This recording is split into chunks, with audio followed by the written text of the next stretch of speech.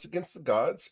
A couple things before we get started today. If you know someone who wants to play a Geomeric game, I'd love to talk to them because we've got some really cool opportunities coming up. So go ahead and get those messages over to me so we can get you involved.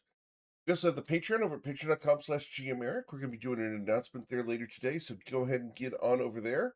We did one earlier this week that's really cool, so go ahead and hop on there. We also have the YouTube channel where we've got tons of content for you guys. Go check that out. We've got old archives, podcasts, we've got the GM tips, we've got the short videos. Go check that out. If you do watch that stuff, do hit the thumbs up. It helps us out a ton. We also have a clip contest going on, where if you toss a clip or timestamp of your favorite Geomeric moment in the clip contest channel, you'll be automatically entered to win a drawing at the end of the month. We're going to be giving away a really cool prize this month. Get it on that while you can. Lastly, we have the Tiny Yet Smitey mugs and travel mugs over at geomeric.com. Remember, your friends may be diminutive, but they could be smitey. Go ahead and check that out. The Tiny Yet Smitey mugs are available on the front page of geomeric.com. Get you guys started. It's time to play some D&D. Got so much to cover today. All right.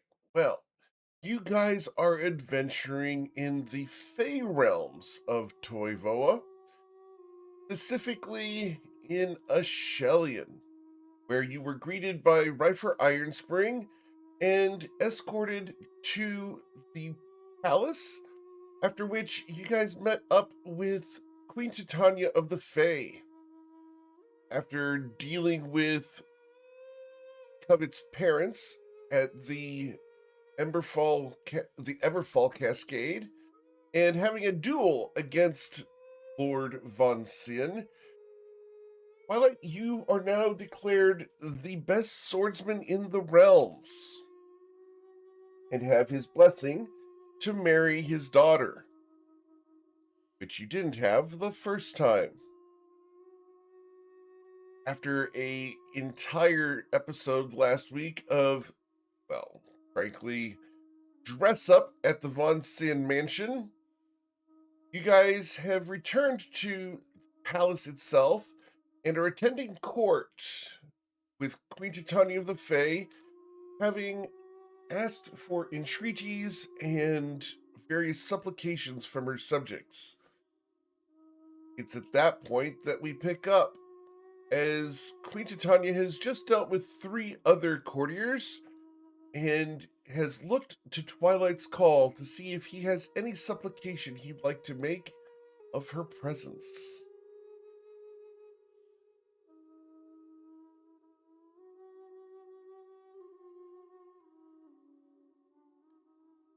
So is that where we're going to start with this one? That's where we're going to start with that one. And I tried. I sent you a message about it. Awesome. I tried. Sorry, I tried. I'm going to do a performance roll if you don't mind. Of course. Okay. Pretty good. You are putting on a good presentation as you step forward. Twilight will be slightly caught unawares, not necessarily anticipating being brought before the entire court initially, or at least this early. But he will quickly steady himself and will bow before the throne appropriately. And then we'll also address the rest of the court as well. But remaining focused on Queen Titania, he will begin. Your Radiance, Queen Titania of the Fae, I stand before you with gratitude of your reception of us and the escort that your friend has given us through the bitter wood, and the welcome extended to myself and our companions. If it pleases yourself in the court, I ask that you cast your gaze upon the bright grove, where hope endures against the lingering shadows that they have stood vigil on that currently touches against my birthright. Their vigil is steadfast, but the work of healing is far complete. I ask that you cast your gaze upon the Great Plains as well, where a family once divided now stands united, where a great threat has been laid to rest, and where those that once stood opposed now march together with purpose. They move to join the watch, the vigil that is in Bright Grove, bound by a shared resolve to keep the darkness from encroaching beyond its current borders. And lastly, my dear Queen, I ask that you cast your gaze upon the unification between myself and Covet Bunsen, a bond that would be forged through trials and tribulations, clarity and choice. For she has faced the echoes of her past with unwavering strength and has stood upon the judgments that have been placed upon her. And I am honored to stand beside her as we step forward into what comes next.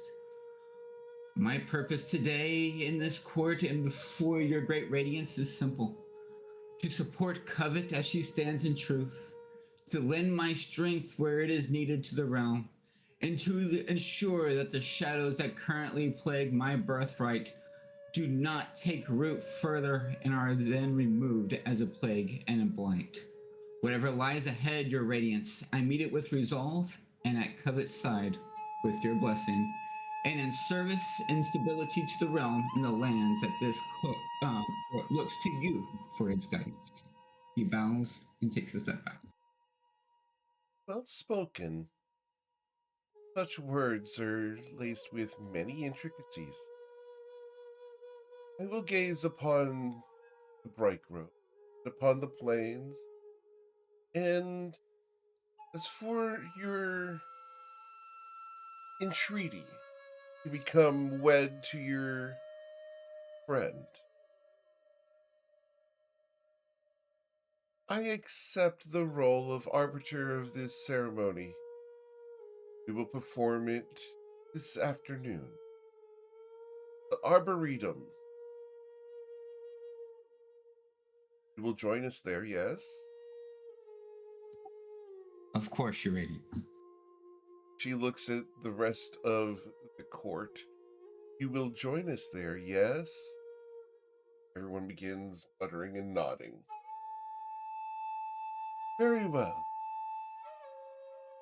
I believe you have a wedding to prepare for, Twilight's Call. But before you do, it is my understanding that Lady Von Sin is of noble birth and a courtier within our walls. You, however, currently have, as far as we know, no standing. Why should you be allowed to marry up? GM out of character. She did knight me the last time that Yep. we had Mhm. engagements. Yep. There's been a conversation that you were not privy to between someone else and her who has tainted that perception.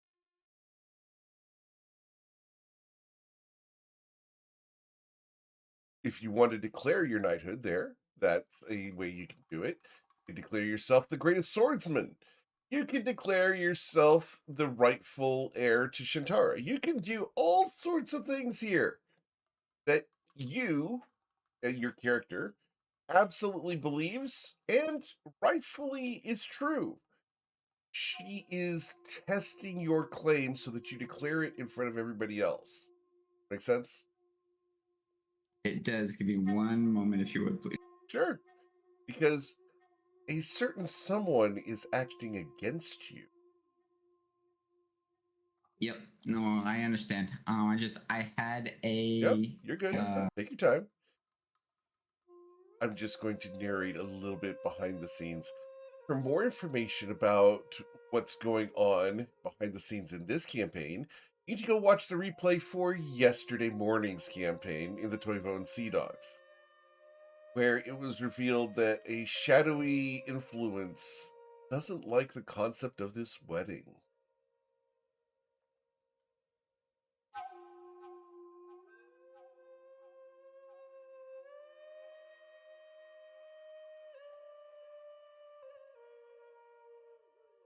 I'm sorry. He's looking for something I know very specific. he's good. Good. While he's looking that up and we're doing a little bit of research, we're going to check in on the other members of the party here. Eowyn, are you here in court watching these proceedings?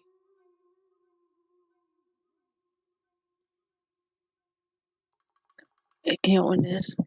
Okay. Are you dressed up in your armor and everything, looking good?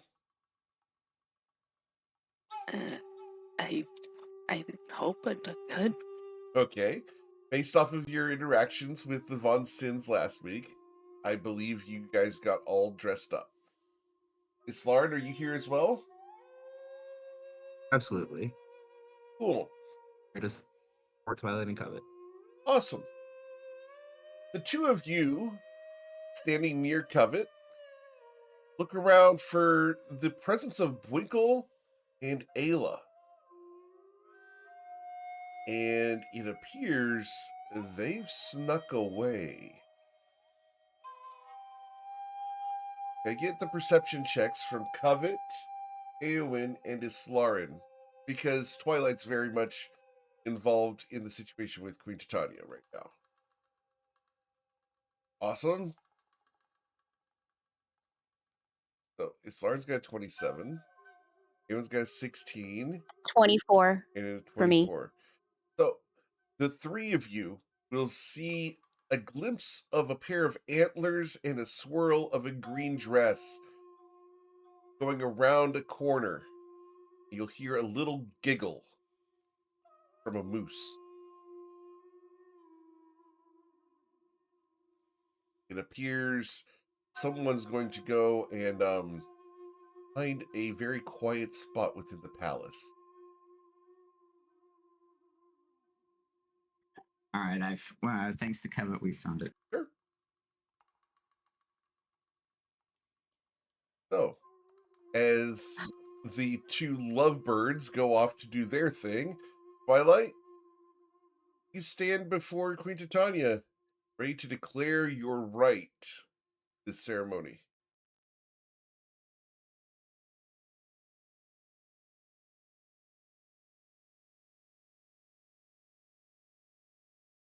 Farewell, Lauren. Lauren's keep track of Winkle and Ayla as they go giggling off to, for lack of a better term, frolic the palace. Twilight? All right.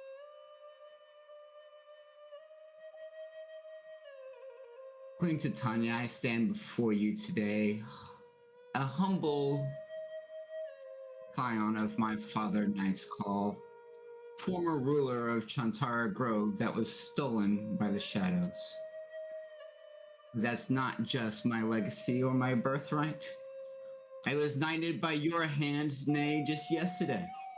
But over the course of the travels which I was sent to retrieve Covet Von Sin when she was taken from this court, through trials and tribulations across multiple planes, across multiple realms, I stand not just as the birth heir of Chantara Grove. I have acquired titles of Wayfinder of Estrella, Knight of Fluiden by trials indeed, Liberator of Amaria, Bearer of the Hollow Stow Rib Bow, and Hand of the Bettine. I have demonstrated my capabilities and competence through a trial of opportunity and demonstration with Sir Von Sin himself through capability of steel. But I stand as a man who is in love with his bride and wanting to be the consort of his beloved, and by your decree, future husband in this court. And he bows. As you bow, you're going to hear a slow clap. Well spoken. And stepping out from behind a pillar, you'll see Thalia Neverwhirl.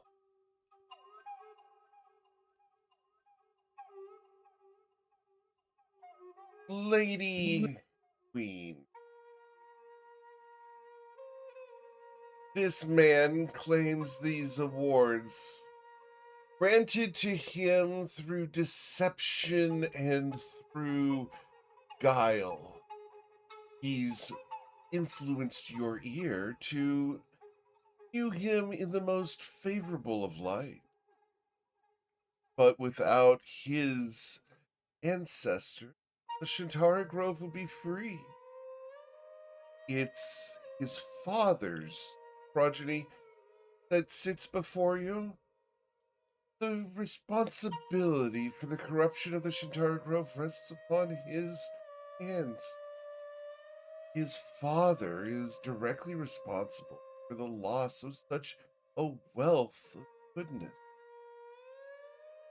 It's a shame that he should be here trying to bend wills in order to marry into the court. He's been rightfully stripped. In spite of your knighting of him and whatever else he's done on the material plane, here, does he have the right to anything, including look upon your radiance? Here, Twilight, you are nothing except for a showman. Your friends speak with you. They deceive in order to further your aims. Are you going to tell me that you are worthy to marry Lady Von Sin?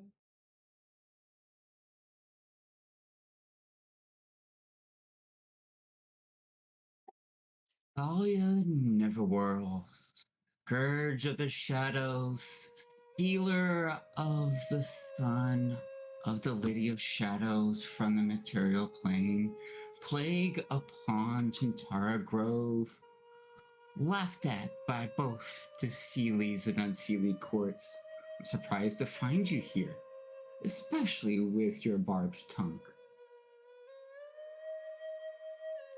Smiles at you. Nothing you've said is false, and she's smiling.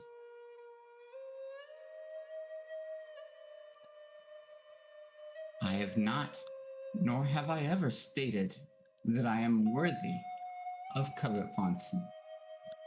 What I have stated is that the unification was blessed by both the Queen and her radiance here, as well as smiled upon by her father, who gave his blessing yesterday.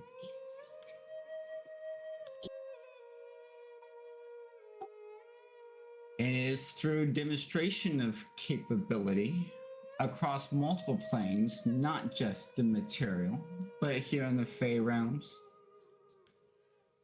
that I have stand before this court, completing a dispatch that I was sent upon and completing the mission without harm or hair, despite your multiple influences across multiple planes. And yet here I still stand.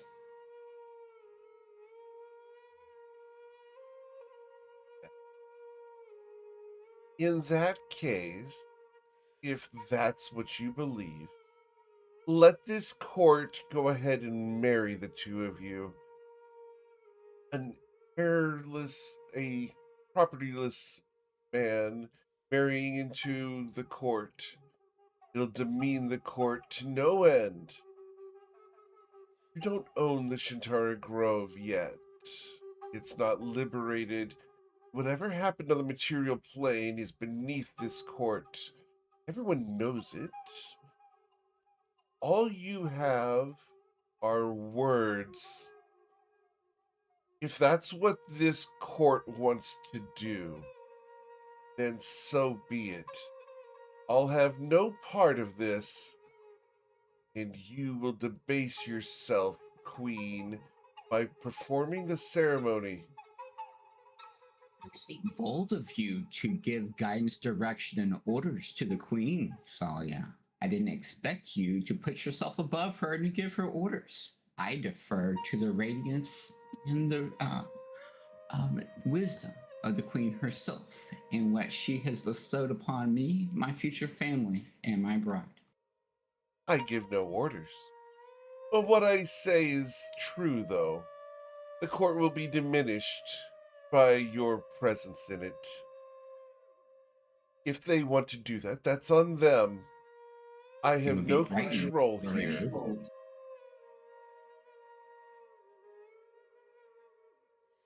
Queen Titania is looking at the two of you having this discussion and is smiling at you, Twilight, as you're standing up for yourself against someone she doesn't like.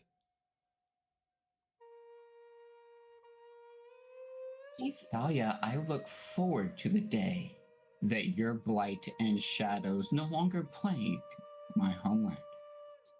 My shadows and my blight, oh dear. They're the blight and shadows of your father. Oh. And Covet will step forward and she will stand next to Twilight and she will stand her full 5 feet tall and she will say, "Your shadows? But are they?" They are the shadows of the night's call. Oh, are they though? He smiles Really? at you.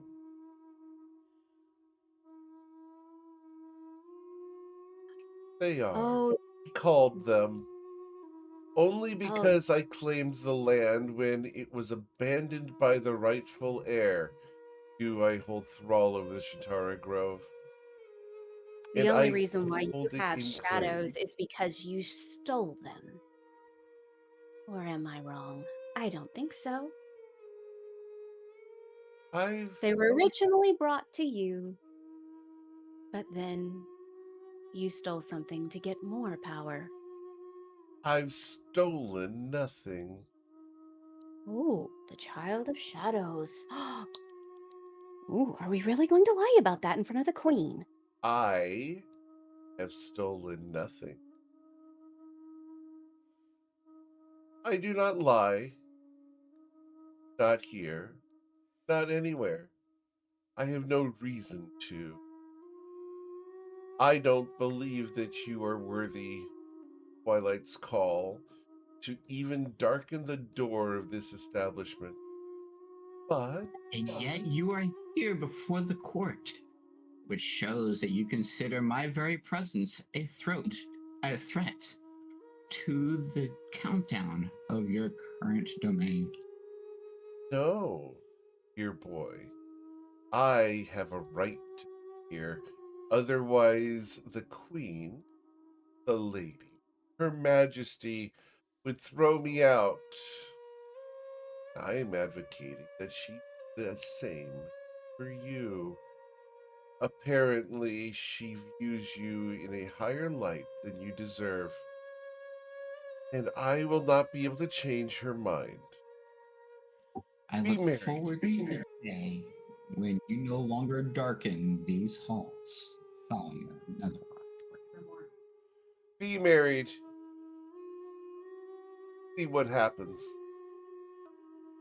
And she's going to turn and begin walking away from the queen and from you. But after 2 steps, she turns and curtsies rudely. Your Majesty. And will disappear in a puff of smoke.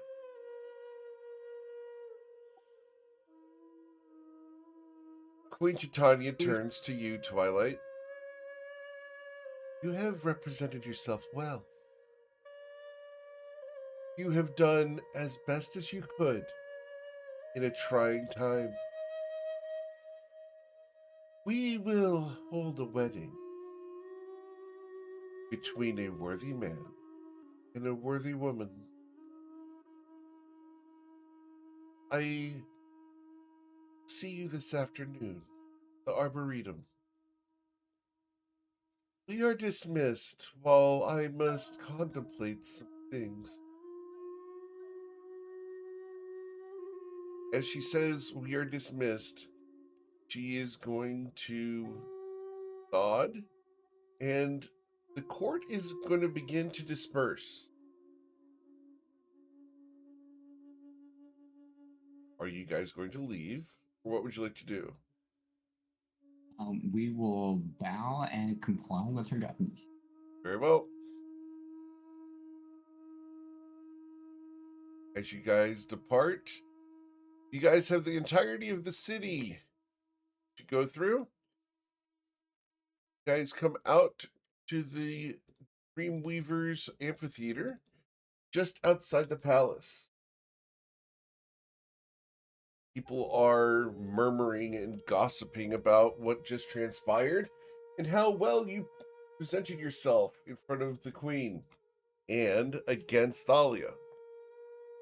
There's a couple of naysayers, but most of the people are convinced that you did very well.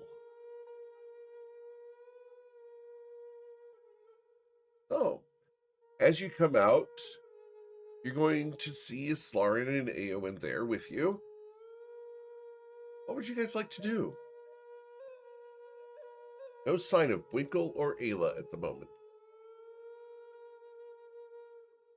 Twilight just lets out a breath.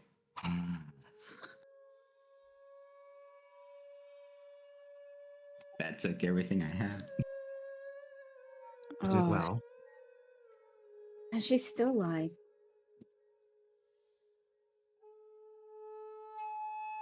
So I didn't find Thalia's presence as oppressive as I thought it would be. She may be powerful, but she's not as powerful as the queen, is what I can tell at the moment. I found it a little diminished.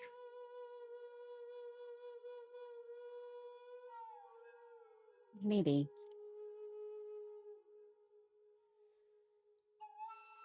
She doesn't seem as scary. The comment I was going to make, I'm going to refrain from.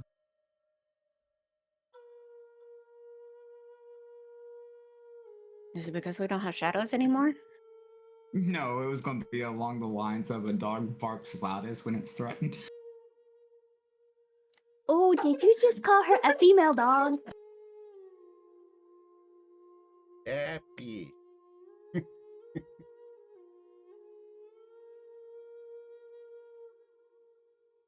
Oh boy. With that though, Covet will look at Twilight and says, "My love, I do need to close a portal though. I am running short on time. Should we go to my parents' house to do so?"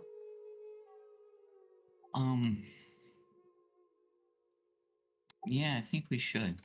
Aslarin, would you be okay with that? Aowen? Let's go. Jim, I'm going to send you a note. Sure. All right. Yeah, I'm okay with it. Cool. So you guys head over to the Von Sin estate. As you guys travel there, it's a little bit of hubbub. You're going to be given some congratulations. And Twilight, a strange man comes down the street. He's going to give you a large pat on the back about doing a good job. And just walks away after doing so.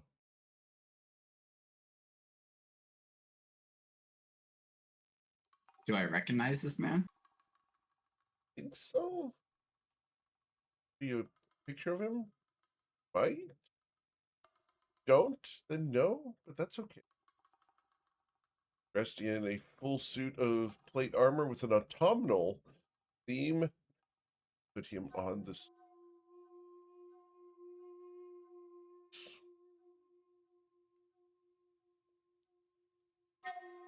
A representative of, is that the Sealy Court? Auto Court? Can you roll a Player history wouldn't. check? Player wouldn't know. 13? No clue. Hold on.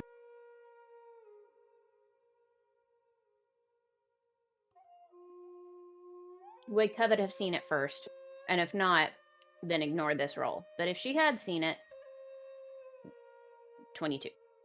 I'm going to I send will you. give the man a nod and appreciation. Just keeps walking. There you go. That was Baron Ashleaf. He's the Glimmer Guard captain of the Silver Bows. Really? Mm-hmm. Do you have any idea who that is? A potential ally to stand against Thalia? Well, he is Autumn Court, correct, GM? Yes. Autumn Court are generally more, and please correct me if I'm wrong, GM. Well, Autumn Court are more traditional. They like things where they should be. Old school kind of thing. So maybe we could get them on our side. To remove the blight and put it back the way it used to be. Exactly. Potentially. Potential ally. One that could prove beneficial. And what do I know about the Glimmer Guard, GM? Would I have to do another no, history check? with the 22, the Glimmer Guard are essentially the forces and army that guards the edge of the darkness. It's the city guard that stands on the wall outside of Shellian. It's the military might that goes outside the walls to fight the monsters. They don't go out into the Fey realms far, or protect the area of Ashelion. While they're formidable and very powerful, they're more localized and more like a police force or local Secret. rangers. If we could get them on our side, there is a possibility that they could potentially help us. Maybe not leave Ashelion as a whole, but give us some contacts. Because they fight the dark. They fight the monsters in the dark.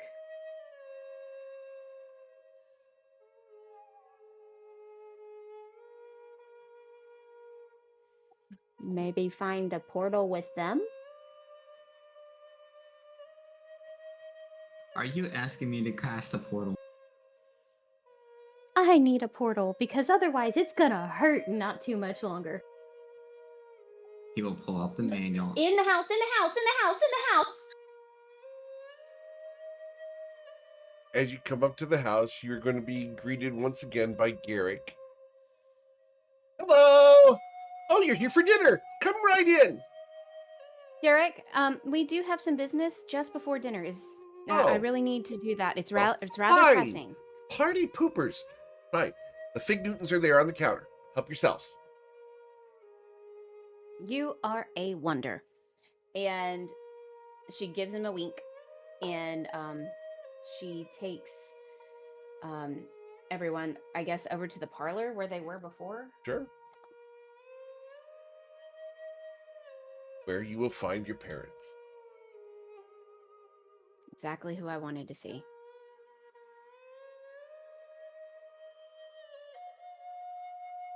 Children. Covet will walk up and give her parents a hug. And The father will poke your mother. They're not children anymore, dear. Fine, but she'll always be my baby. that's totally fair. Totally fair. Gentlemen, ladies, you're missing two of your members. Very well. The mooseberries are having effect. Lord Von Sin is going to smile. I'm sure they are.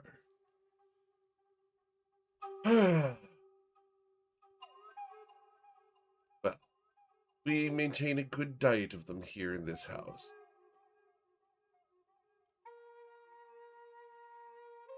It's important to remain active and experimental. Builds a strong foundation. Indeed. I would encourage you to develop a taste for the mooseberries for Twilight's Call.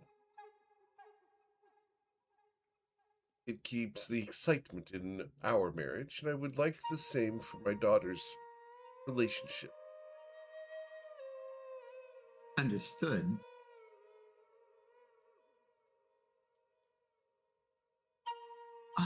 But we We do not spoke expect you to before. see, not expect to see you again before the wedding. Did everything go well in court? We had an unexpected, yet not unexpected visitor in the court this morning. Oh, Yes, somebody who our very presence encroaches and gives diminish to her current power. The blight upon the grove, the bane of the Seelie and Unseelie courts, Miss Neverworld herself. truly. I'm not surprised. Such a desperate individual at this point must try whatever she can in order to manipulate the situation. With our duel, you've established yourself as preeminent swordsman in the Fey Realms. Now, you simply need to leverage that fact, trips with quote unquote fact to you, because you know he lets you in. Of course. Leverage that fact to your benefit and to ensure that you are unthreatened in your claims. If she appeared at court, there's a chance she could appear at the ceremony with less pleasant influence. She did dare us to continue with the ceremony. It was quite unique. And with that, Covet would look at her parents and she would be like, why is it that our union would be so detrimental to her? Your mother looks at you. Well, dear, understand that our relationship with MKL is a threat to her. We seek to bring the faith into the Fey realms. And, well, you represent the union of faith and Fey.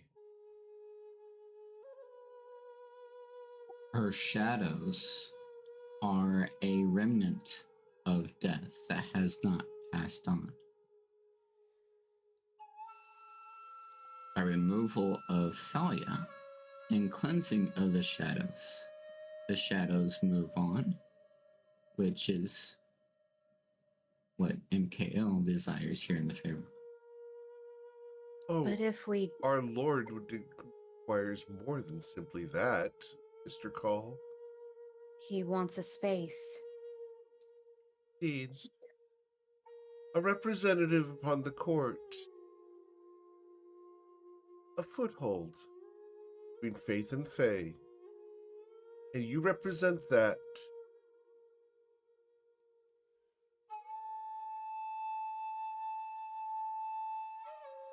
Covet. I mean, this just totally Laughs in confirms GMs. everything. Yes, laughs and jam. Covet, this just verbally confirms everything that she has puzzle pieced together. And she says, I see. So I've been a pawn this entire time? Not a pawn. More of being.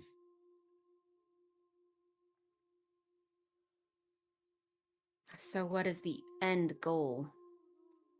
Marriage between you and a rightful Oh, king. no, mom. No, mother. No. I know you and father very, very well.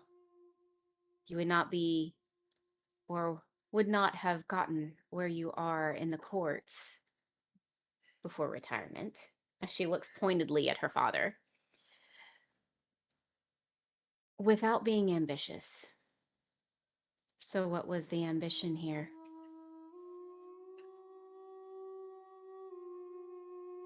What was the original end game for both Original you? endgame? I'm not sure what you mean. You wanted a temple for MKL? You want him to be... No, meaning you want him to have a true foothold here. Well, of course. Why would you not?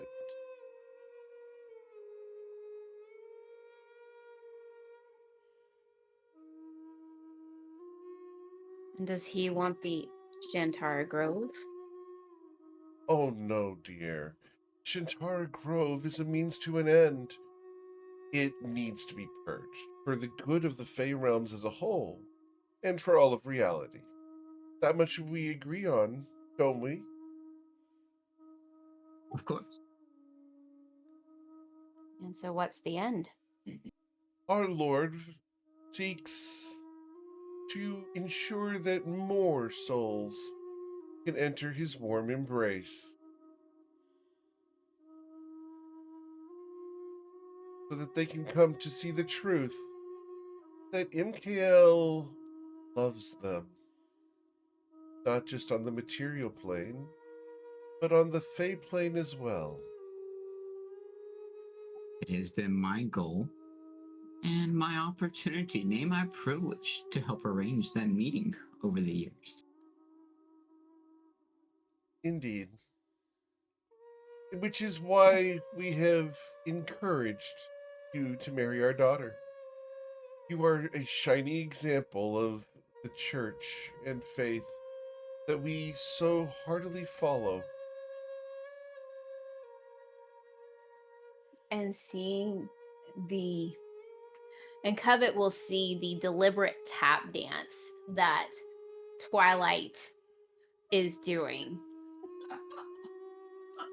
She will say, of course. Of course. Well, with that, my love, there are some things that we need to Until this afternoon.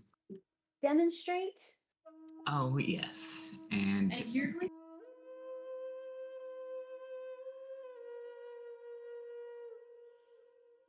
I guess it is time for us to reset that countdown on that staff of yours. It's getting rather close. I'd rather fix that. And we'll open the portal to the Magnificent Mansion. Are you sure you want to do this?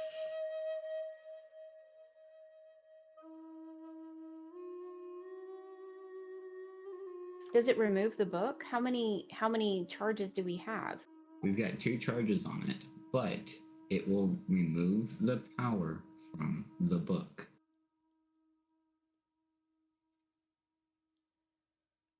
This is pure speculation of Twilight, but I almost can guarantee it.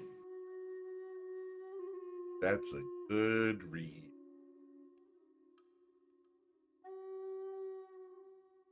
Twilight's Call has understood that, yeah, he's willing to sacrifice the Magnificent Mansion, the ability to have a safe space in order to protect Covet.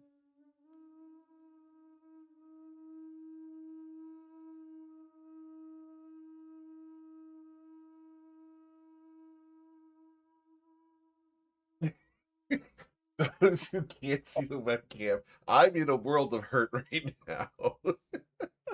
I have gotten in trouble for all the machinations and the setups and the Twilight little understood what was going on. Yep. I didn't realize that. That is like one of the couple of things that I have not Good. did not realize. Good. Okay. I'm glad I can still surprise you. Which is saying something. Okay.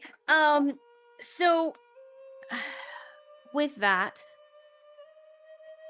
she'll realize what would happen if they do it, and she's like, wait, Yes. the Glimmer Guard, What about it? they fight the monsters outside of Michellian. Yes, but what we don't have is a close proximity of a portal to reset your timeline. That's what I'm saying. They may know where a close one is. We know where one is. Doesn't mean we can get there and back in time prior to the wedding this evening. Am I at 6 days or am I at 5 days, GM? 6.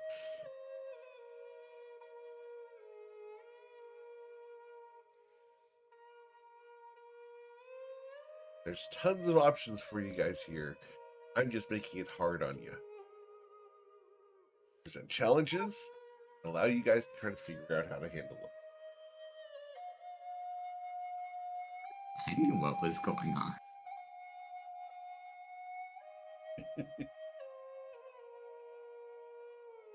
It could help that since last week's session, just before last week's session, I actually got to talk to Twilight. We didn't talk about this though. We didn't talk about this. No, we didn't. But we read each other pretty well. Absolutely. Over some dominoes and some Uno. Anybody got any suggestions? Because I'm kind of stuck. I don't know what to do. Portal in the book? Are you guys discussing this portal in front of your parents? No, this is OOC. Understood. Because OOC. Covet, she's a powerful sorceress.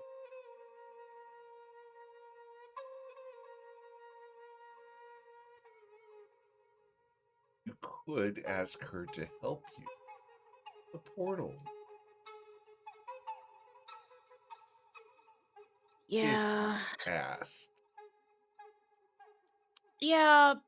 Dang it. Oh, because she's gonna have to swallow her pride. That's the thing, is that, yeah, she is gonna have to swallow her pride because she has made a point to prove that she is powerful in her own right. And the fact that she can't make a freaking portal pisses her off to no end. So, okay. Back in character. Okay. You go. Okay. She says, We have an option to reset your timer using the book of the mansion. yes, but I'd rather use it in an emergency. This is not an emergency. And with that, she'll look at her mother.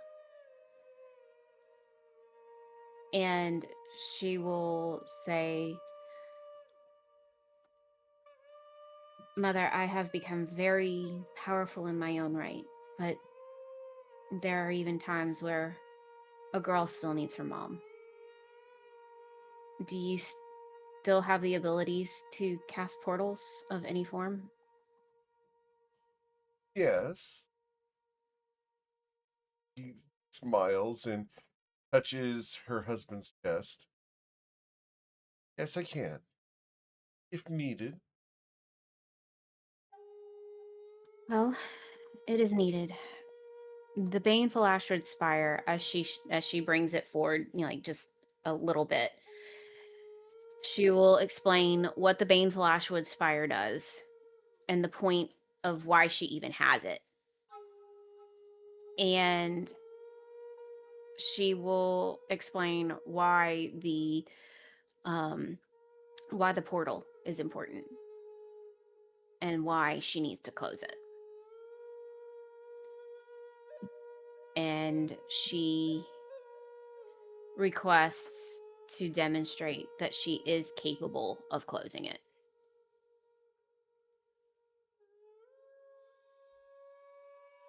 And this is a powerful relic. I've heard of it. Are It you is. certain that you're ready for such a task?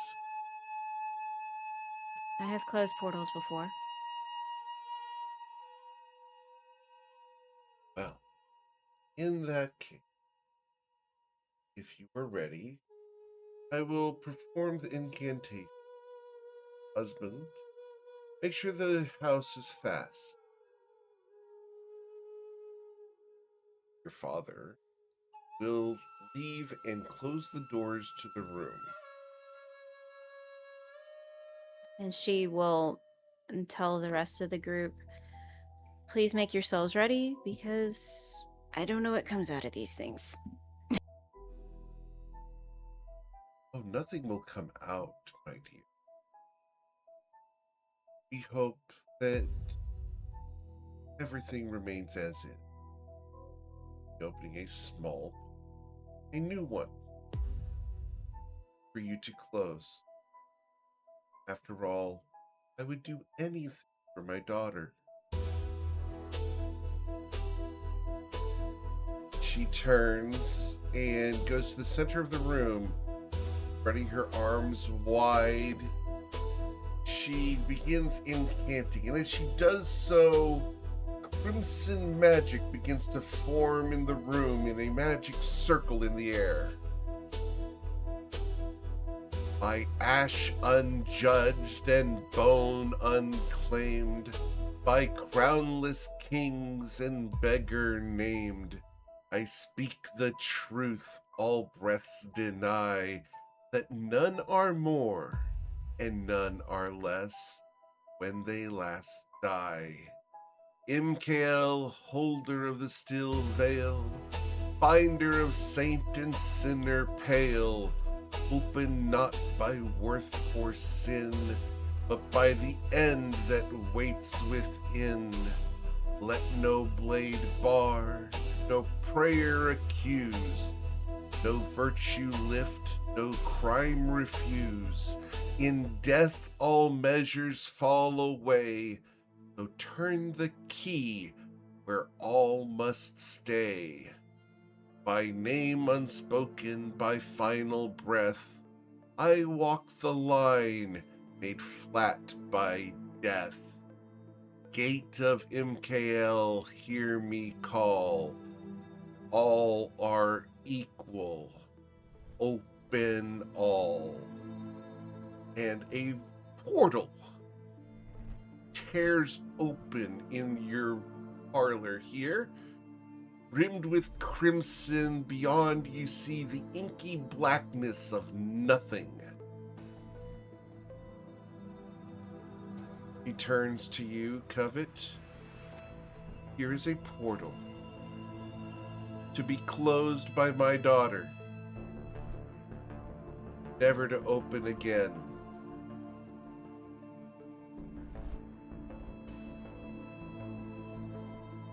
No pressure. Holy smoke. And this is going through her head. And she never would have been around when her mother had cast these things before. Never in person. And she just kind of stands there and she will look at her mother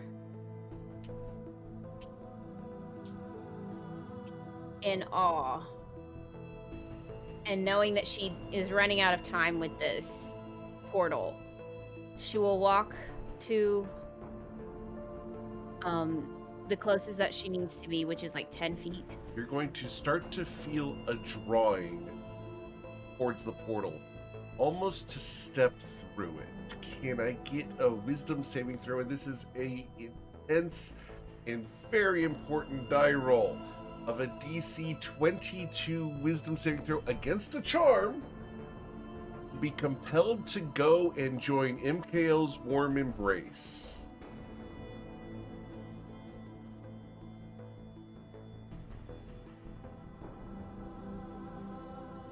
Oh my god, I need to redo that.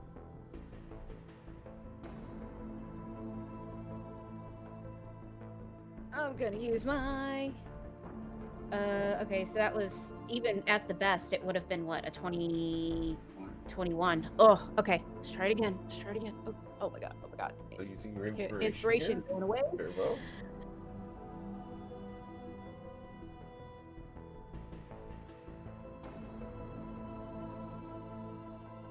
Oh my god.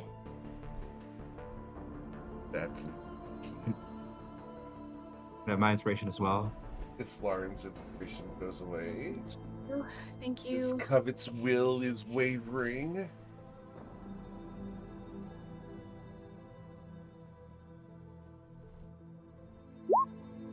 With a 26, you resist the call of the god of death to join him in the afterlife. Covet, you've been granted inspiration. Thank you. Thank you. Thank you. Thank you. Thank you. Thank you. And it's Lauren, you're amazing.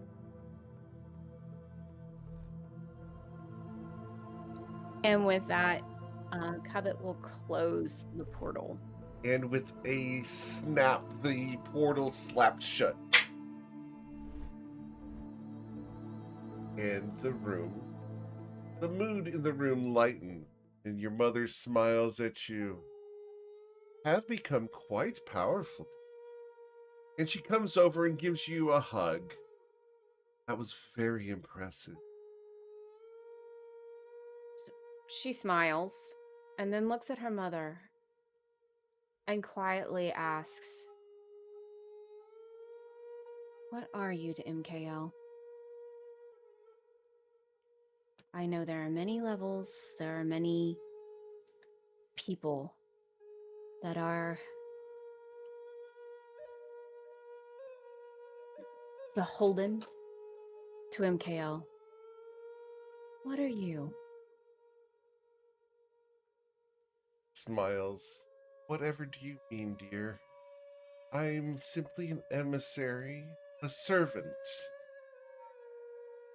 a handmaiden. Chosen?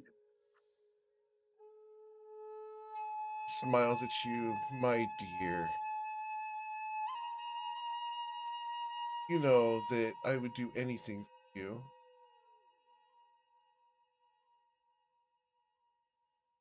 True?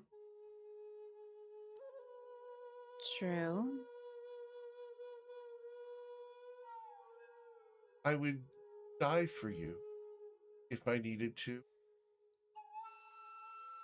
And have you?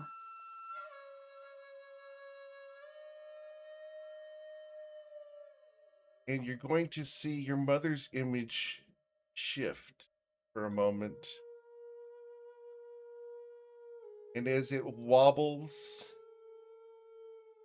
you're going to hear her say the words, "Not yet." And as her image shifts, you see instead the form of your patron, Leslie. Now Covet is really freaking confused. Covet, dear, you didn't think that I chose you randomly. I always knew that there was some sort of reason, but I'm really confused. And whatever you have to say, make it plain. I needed a child who could bring together the material and the Fey realms together for MKL's benefit. So I made a deal with a desperate man who needed a companion. I promised him power and influence in the Fey realms, and that he could become the greatest swordsman in the entirety of the realms. He accepted, and we wed. He enjoys this place, with me absent most of the time. It was important that we extract you from here, not be influenced by the Fey courts too much, and to train you in the ways of MKL. So I staged the abduction and brought you to the material planes. I matched you with someone who you could form a relationship with. A young devotee of the Shantara Grove with something to prove. Someone who viewed MKL in a beneficial light. I've been your mother all along, my dear Covet. Does knowing that I'm also your patron change anything?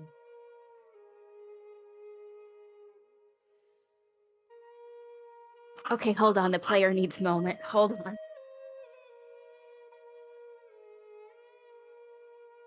You know how long I've had to hold this secret? 2 damn years.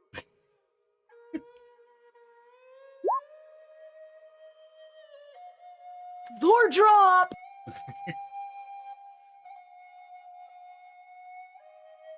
For the record, she's been red for a while, Tyro. It's her war outfit. And for those who were paying attention, about 2 years ago, when we went to war against the dragon Sageos, she showed up in this outfit as a teaser to Covet, and Covet didn't pick up on it. We had a whole conversation on the True. outfit alone. True. We did. But not about her being your mother. No, we talked about MKL, but not Yep. mom. Mhm. Nope. Mm-hmm. Oh my god. Okay.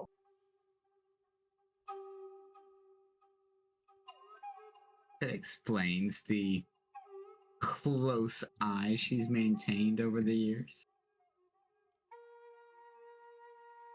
So I love Aowen's like, she's always giving me motherly vibes.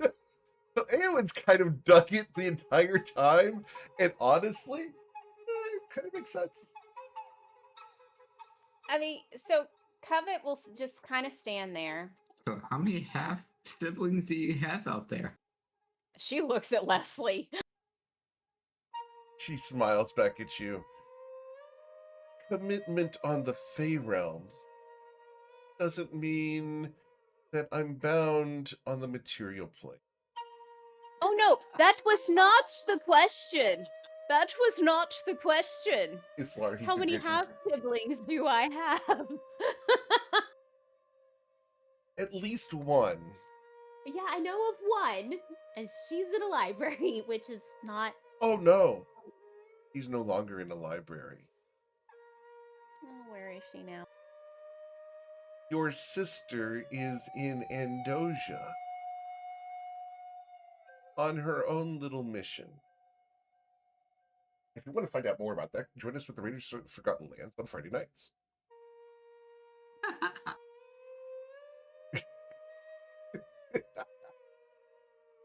Okay, I'm sorry. I'm still here, and my brain's still kind of glitching a little bit. I mean, I can see the hair colors semblance.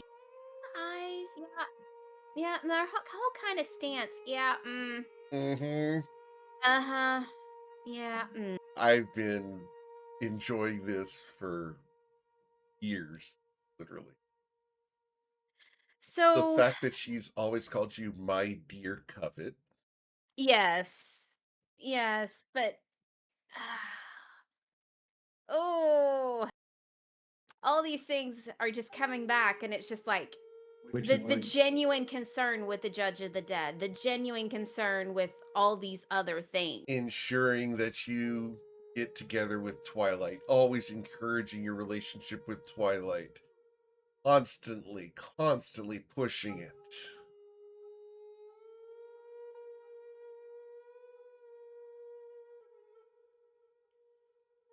She kind of looks at Twilight and was like, "Were you in on this? Did you know any of this?"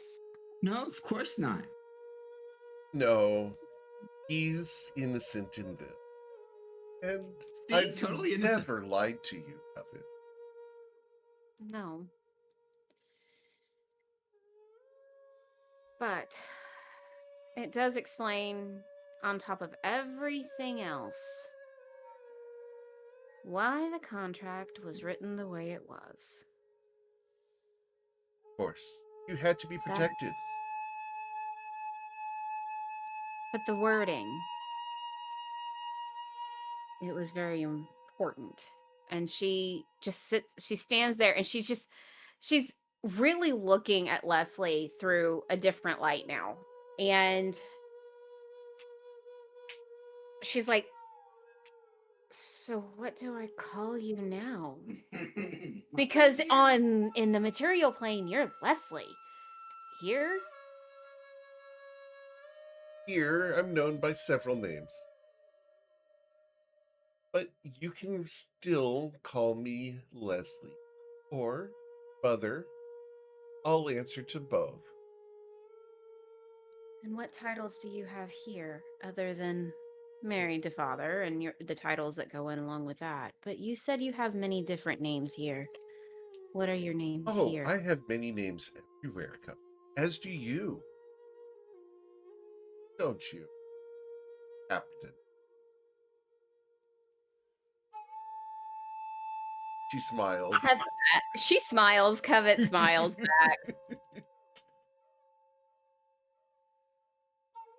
Wow. All of us have names that we answer to, and it's important to know what each one means and to whom. To some of the people here in the material plane, I'm known as the Crimson Hag. Others know me as Aragella. Others know me as the wife of the Von Sins.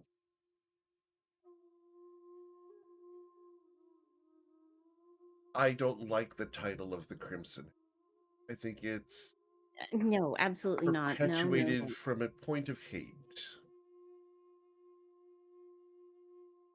Hold on. Did Niev start that one? No, Maeve would have never started that. She and I get along famously. Maeve and I have worked on a variety of projects together. She's one of the few people who know the truth.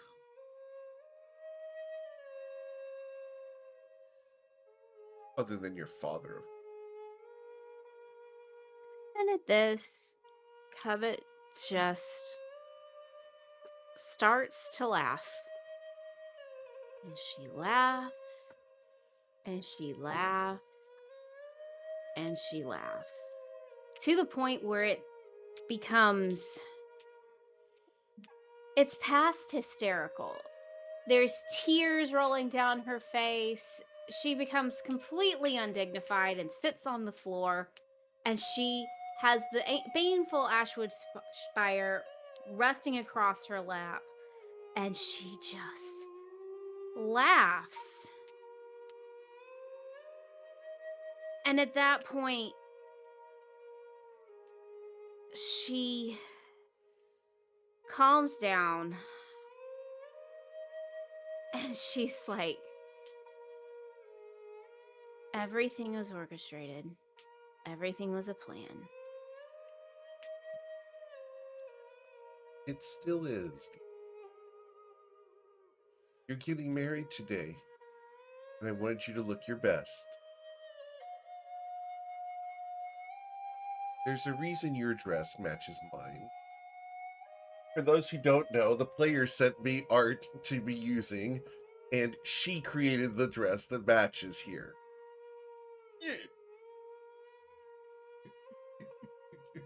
Gonna make it work. Fine. But and she'll sit there and just kind of still staring at the baneful Ashford spire, and you'll see Absinthe crawl around her and then just crawl on her lap next to the spire. And she'll look at Absinthe and be like, "How long have you known?" You're looking at Absinthe? Oh yeah. And I am talking to him straight to and looking straight in his little eyeballs. You ever talked to Absinthe other than Yes. simply to command him to do things? Has he ever Yes. responded? Yes. He He gets said, "And we could himself talk the together entire time." and stretches.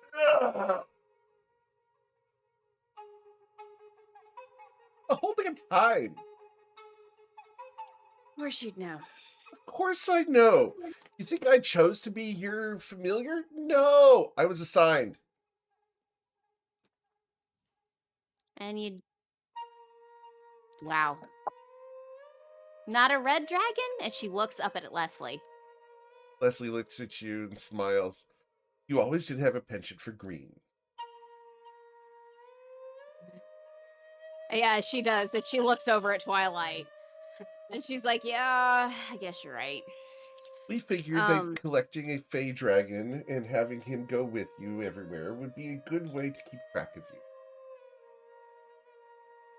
And so, our friend, well, Yavia decided to find one during one of your strolls and allow you to make friends with one of her little servants. So, one of those guided paths that you took, that you asked her about, led directly to your little friend here. We thought it was a fitting thing to rejoin the two of you. Allow you to build trust with each other. And the Lady of Shadows. Oh, a rival that I can't talk to. I've told you the truth the entire time, Covet. Oh, I never He's a said she powerful didn't. threat, and we She needed is. her influence in order to succeed against the Shantara Grove. Hence the no shadows. You're very And astute now that you see behind the cards all the connections that have gone into place. she kind of leans forward and puts her hands in her head and her head in her hands, and knowing that Absinthe is looking up at her and that little serpent tongue is like tickling the tip of her nose. And she doesn't care at this point. She's just like she just says, "I'm developing a headache. All of these things are connecting." Now, for those who want to see, can I show the piece of art that you sent me to use? Sure. Sure. Absolutely. Like, let's go ahead and compare these two pieces of dress.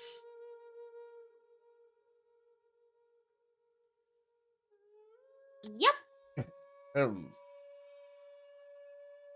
you go. Didn't mean to. Oh, yes, you did. Not to be that close to her mother's. For the record, there's a we'll discuss it later, but there's a thing that I've done that is kind of fun. We'll talk about that later. Yeah, I would never call her mommy. Ever. No, never. Ever. Never gonna call her mommy. Slarish. No. However, her father does. That is between them. Wow. I had kind of thought when things changed and I said chosen. And then you started, the connection clicked. And she just sits there and she's just like, and she sees that the change, the vision in her head from the mother that she knew to Leslie over and over and over. And she's like, "If you're chosen,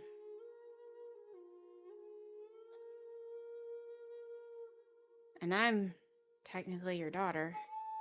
Yes. the daughter of the chosen of MKL. What does that Destined. make me? Oh, destined to marry the honorable and greatest swordsman in the realms, Twilight's Call, to bring the Fae and Faith together here in the Fae realms. Got a destiny, Covet. You always have. We've discussed this at length. Yep. Yes, we have. You had a goal, and the fact that, well, as the good book of MKL says, teach them in the ways to go when they are young, and when they are old, they will not depart from it. Dude, you're gonna get smoked. And it ain't gonna be MKL, let's just say. Yay for digging in. One of my, for those who don't know, one of Geomeric's favorite pastimes is religious studies in real life of various faiths.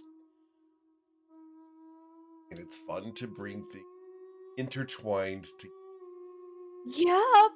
Okay. All right. So with that, Covet will make the decision. This is what is.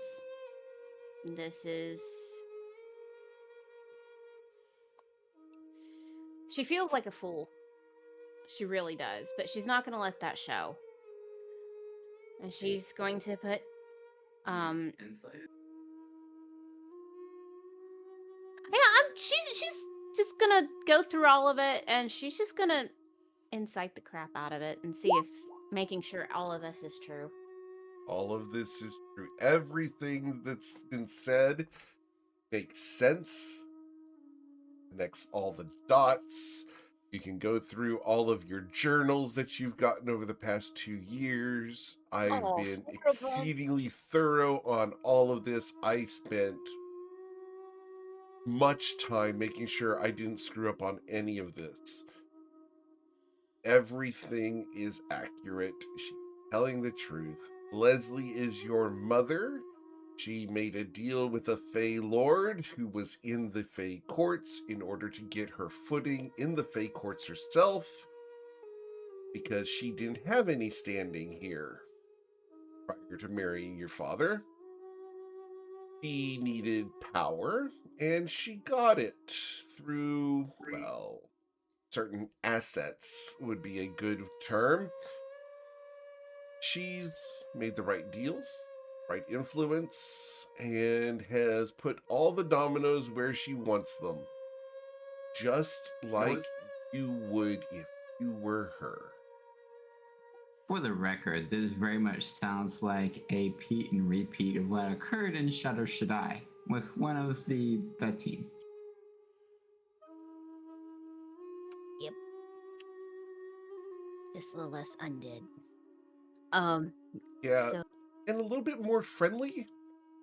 Someone who yeah. is a lot more encouraging of you.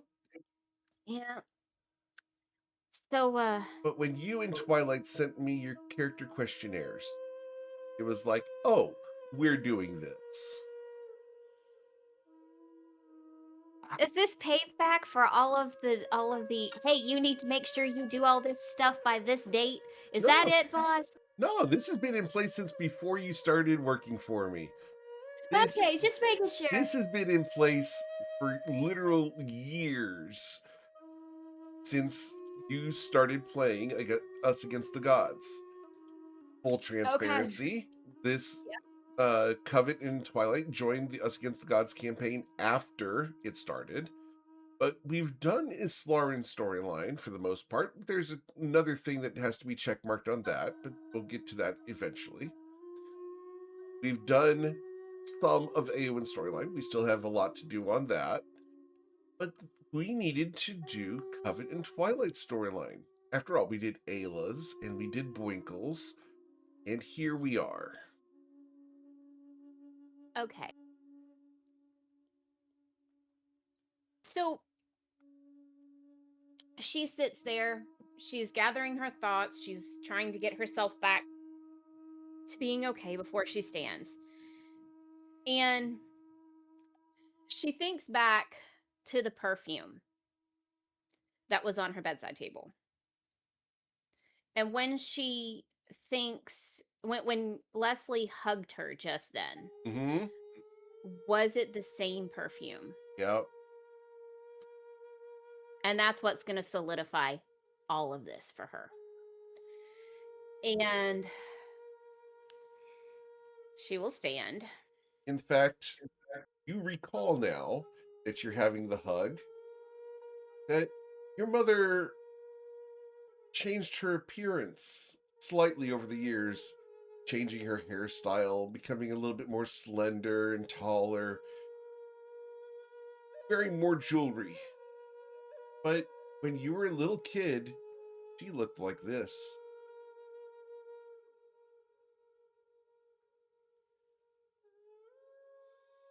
Always in private, almost like outside makeup versus inside makeup. House dress versus public presentation. This is the mother you remember being at home with.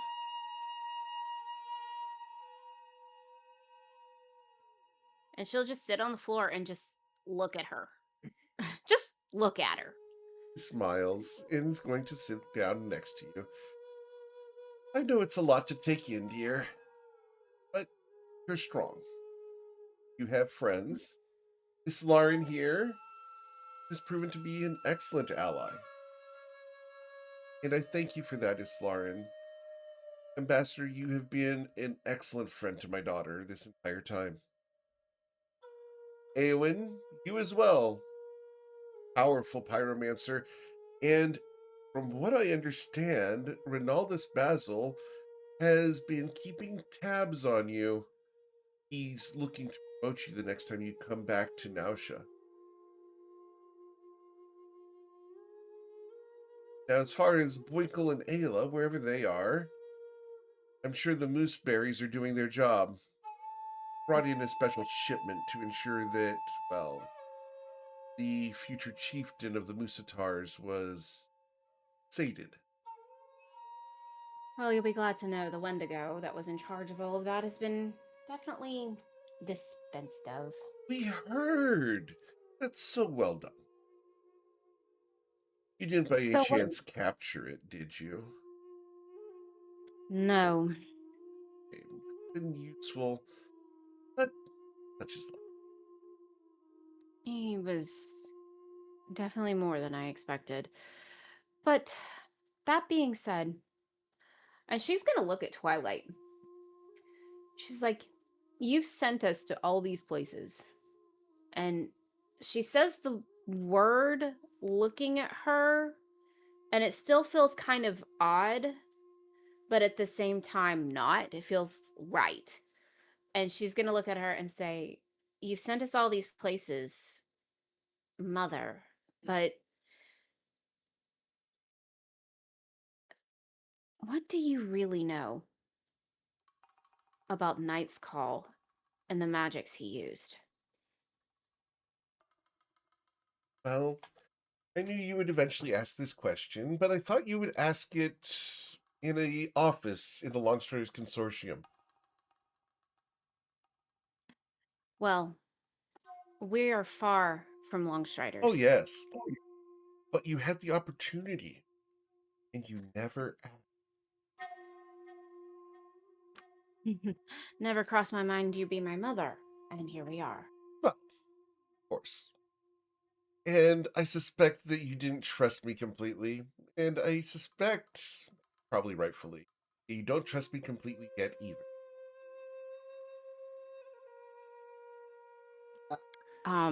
With all due respect, you think? She smiles. It's okay, dear. I don't mind. Nobody trusts anyone completely. You just asked your husband whether he was in on this or not. At this point, I don't know anything. Well, allow me to alleviate this, was not involved other than being true to himself. And she'll look over at Twilight. He's as honest of a man as I could ever find for you. Great. Okay. He may not have known it, but there was definitely an inkling. He's a smart man. I only wanted the best for my daughter.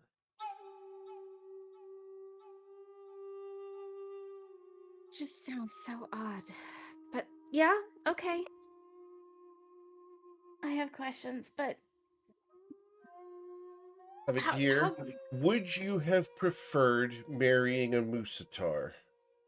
No, absolutely not. I'm just saying I have questions, and there are many running through my head right now, and I'm trying to get them in order. And I will say that Rolmos, while a great politician and military member, wouldn't quite fit my daughter.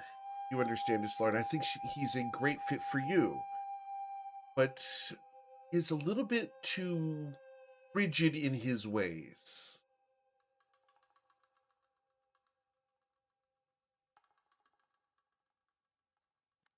So, to go back to the question, but the first being, is it safe to speak of these things here? Oh, is it safe to speak about these things here? Of course. You don't think that my house wouldn't be warded against detection? This place is as safe as you could ever be. As safe as Longstriders? Or safer? Well,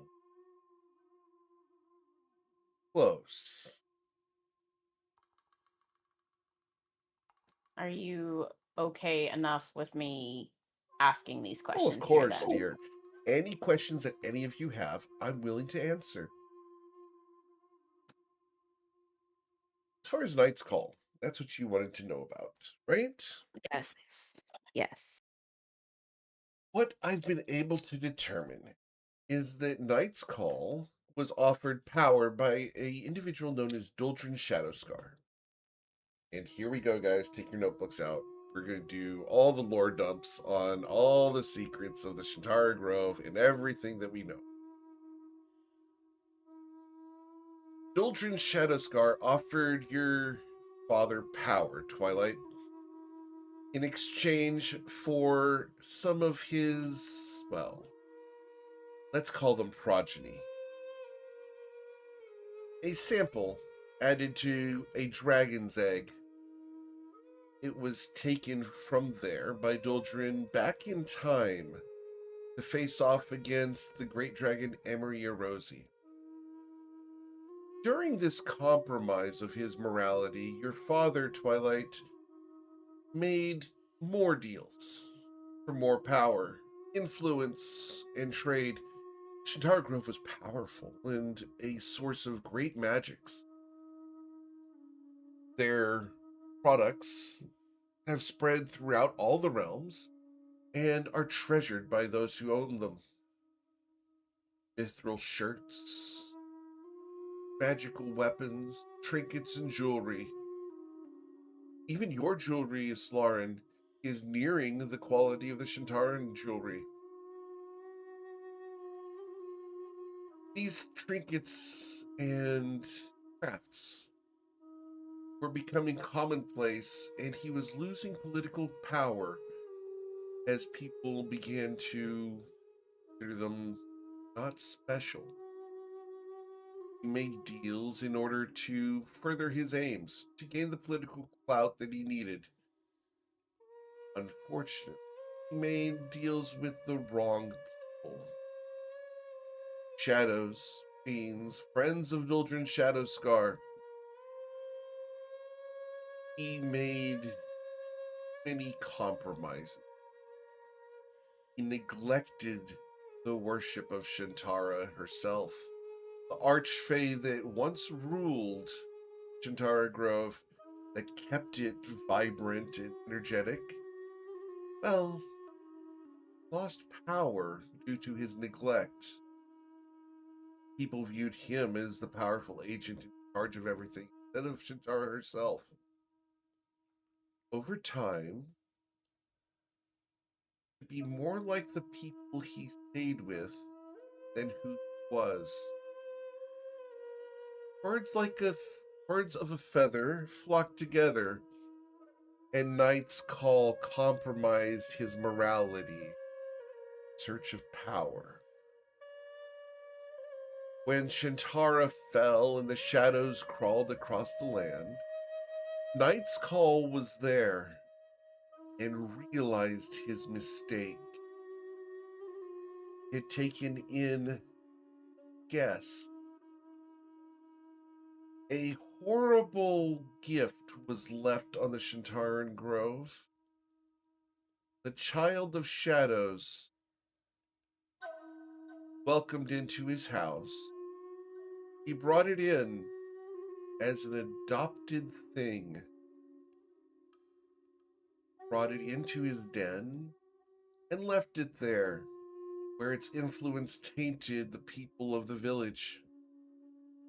They turned feral and attacked. Shadows lengthened and grew. The sun was blotted out. And in realization of this, he evacuated those he could. He evacuated Twilight Hall and his cousin Tristan, Tristan's two sisters. The few others who escaped the Shintara Grove that day have been scattered across the realities, refugees of darkness. Talia Neverworld came later, with a promise to manage the shadows and keep them in check. He's done so. They have not spread across the Fey realms at all. However, the efforts of some of my agents, a group that I liked to call the Fey Watch, attempted to drive the shadows back. In their efforts, they revealed a plot from Thalia to expand into Bilgewater and stopped it prior to their disappearance within the Shintara Grove itself. Few of them were rescued. Tay, Eagle Splitter, was able to be rescued and brought back to the material plane, where he stays at the the meadery. The others have mostly been lost, except for Zerodius. Somehow Zerodius managed to escape. I believe his father rescued him, and he was last seen by a friend of mine named Cass in Malaja Rock. I'm not sure what Zerodius and his father have in mind, but they are up to their own machination. 3 of the Feywatch still lie within the Shintara Grove and have grown in power. You must be careful when you go there, for the warrior Baracus has grown immense and is dangerous.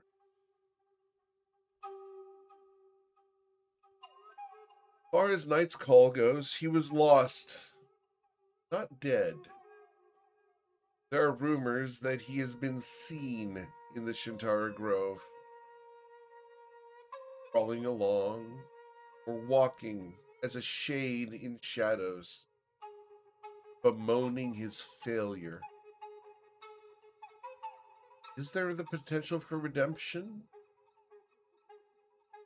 I must believe that there is always hope for redemption. Because without that hope, I have none.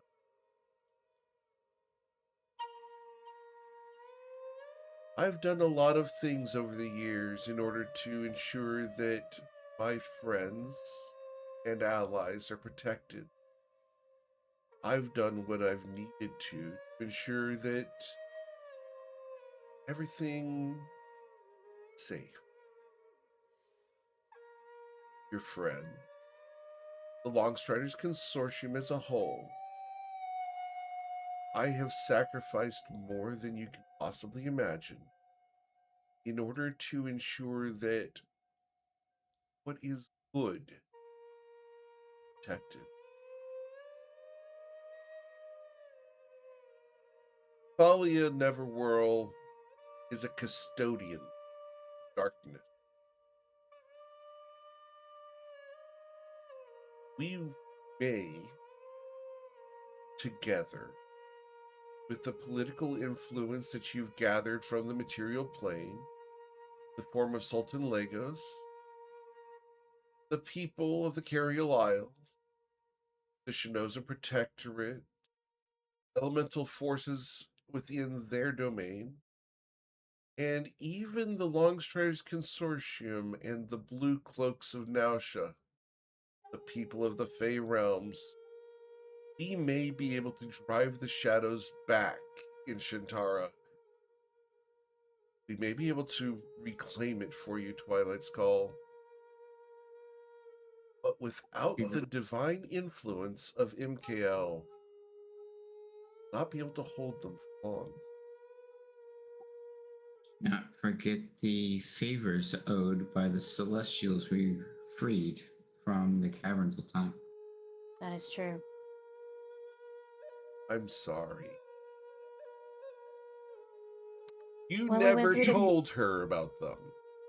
And she realizes that she never did. And she states that there was a lich in the caverns of time. We were basically sent to be capital punishment for Sultan Lego. And we went into the caverns of time and dealt with the prisoners there. But the final prisoner was a lich. And we destroyed the lich and the phylactery, but also released 2 celestials that now owe us favors.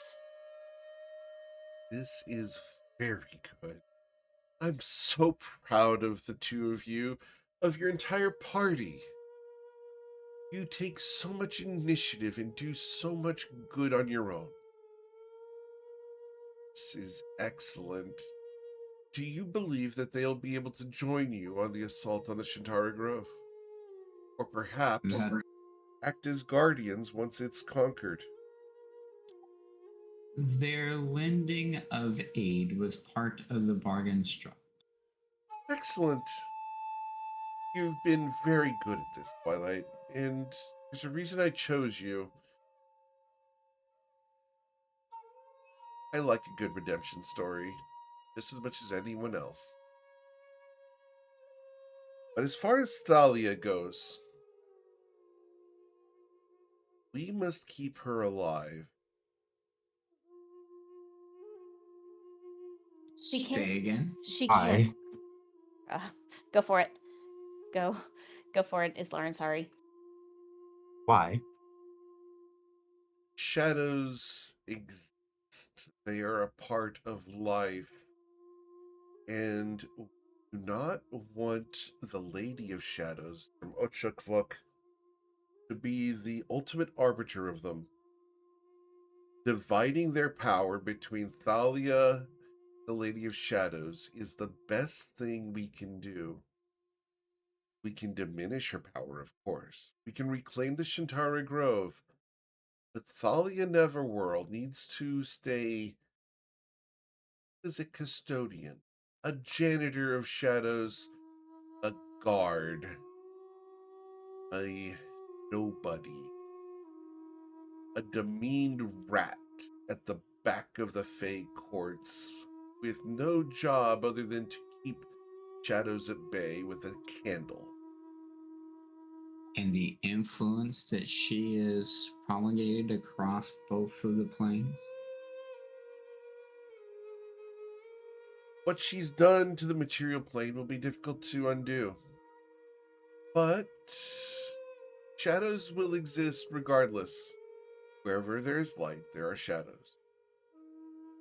She must remain in order to ensure that such things are taken care of. You don't want to be that corrupt, Twilight's Call. You don't want to become what your father sacrificed. We want to, if we can, rescue your father from the Shantara Grove, and the grove and island itself from the darkness.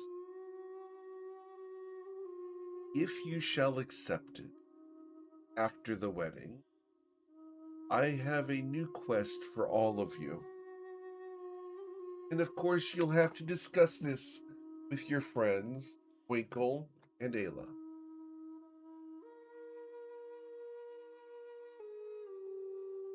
The quest is this: reclaim Shantara Grove, redeem your father, and re-establish Shantara's power in the Grove in order to rejuvenate it to a natural place.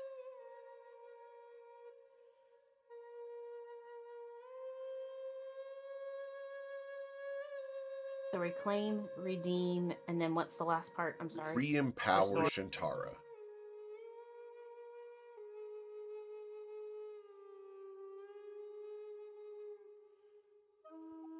The grove or the goddess? The Archfey. She is no goddess. MKL Bell.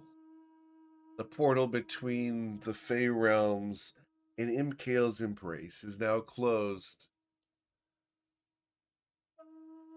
We don't have to worry about that anymore.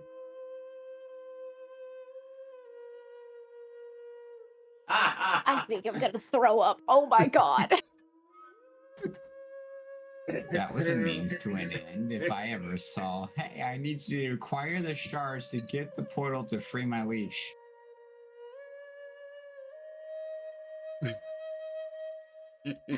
Light bulb. Yes, yes, yes. In the great words of Gru, light bulb. Oh my god. I'm just waiting for words Ayla to watch the episode back this week. The words never to be opened again.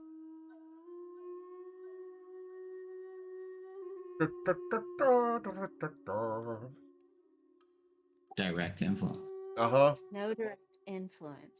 I Yeah. needed the Child of the Chosen in order to close the portal using the baneful Ashwood Spire that I never wanted to attune to. Hey, daughter, go do this for me so I can free myself. Does that fit Leslie's MO? Yeah. Moose hairbags too. That's how a new island is born. That's how out new in island the- is born. Moose Hair Island. It's an ecological disaster. The Western never said it was Ocean good. moose hair patch. With the birth of the Murlocs. Right. I mean the furlocks. The furlocks, not the murlocs. Yes. Exactly. We're talking about copyright laws here. Yep. So with that, she just kind of blinks at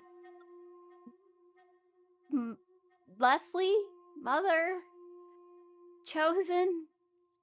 Oh, I'm child of the chosen. What the?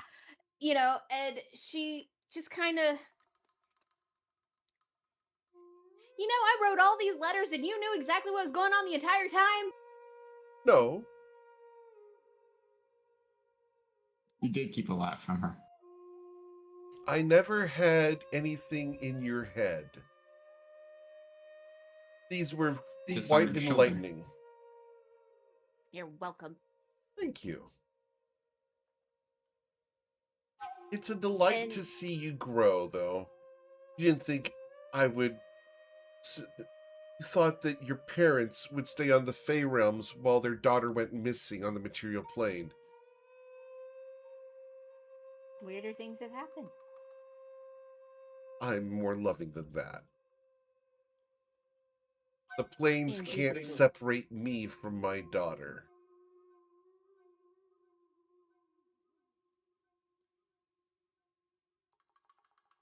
And with that, she's just wrapping her head around everything, and she's like, obviously we have a new quest, that I'm gonna have to talk about with the group.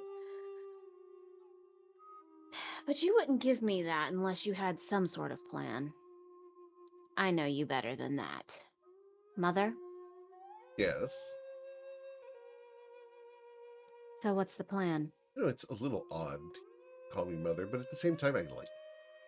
Mm, it will never be mommy, though. Sorry, that's Dad's job. No, you're far too old to be calling me mommy. Um, but, I did nice get used to you calling me deflection. Leslie. Which do you prefer, Leslie, Mother? I think I like mother. Or in public settings, call me by my appropriate name, Aragella von Sin. Yep. And There you go. she's going to go ahead and, as it's fun, I'm going to once again show you the art of Aragella so we can do a little comparison between the two of them. There you go.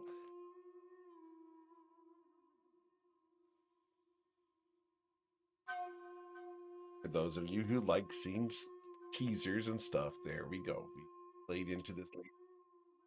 Oh, yeah, and Covet looks so much like her. Oh, boy.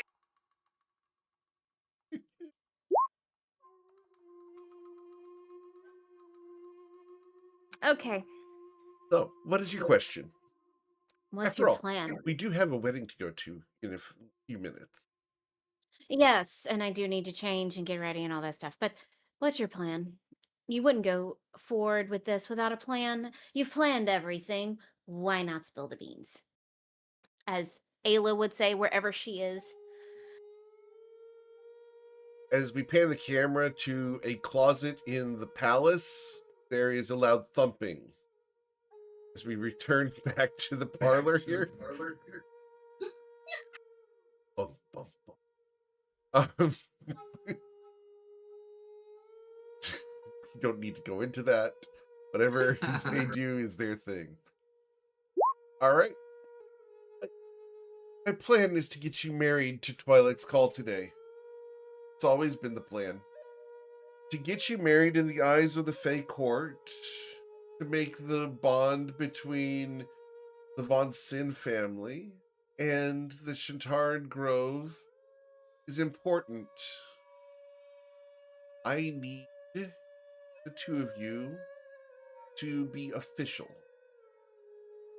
in the eyes of the Fey realms in order to drive the political power you'll need in order to establish your goals. To She hold wants it. grandkids. Not yet. What was that? I'm sorry, repeat that. Said she wants a grandkid. Not yet. Oh, of course, but not yet. While the mooseberry cookies and the mooseberry Newtons that you ate on the way in are very good, you should hold back a bit there, Twilight. It is going to be my wedding night. She smiles. True. Covet, what do you think about 9 months from now? Is there a tonic where I don't get pregnant? Please? I'm not ready for that until well after Shantara Grove business is handled. Oh, What the 9 months is for? she Twilight. smiles. Your husband is very wise. No, mother. Well, we'll see what happens. Yeah. Yeah, she's gonna go and yeah, Sounds like before a anything discussion for else. you to have with your husband after you're married.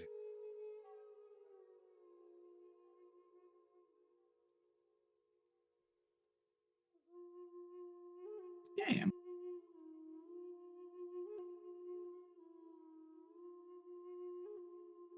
All right. Well, I guess we'll have to go get married. Wedding. Of course. It's Lauren. Help. Leslie's going to reach down and help you stand.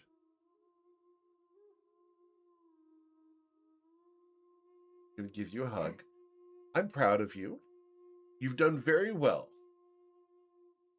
Just because you haven't been able to see through the obvious, well, just means that I'm that good too.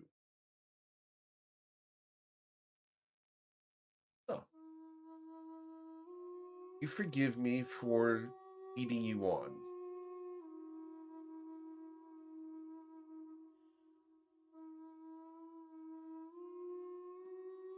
With the condition of not doing so again. Ooh. Dear, I don't know what the future holds. I talked to Mr. Shiraz before I came back, and he said that my time, tempestuous and in flux, I can't promise that because I don't know what's coming, and I will do whatever is necessary to protect you, my friends, and the consortium. So I will not agree to your promise.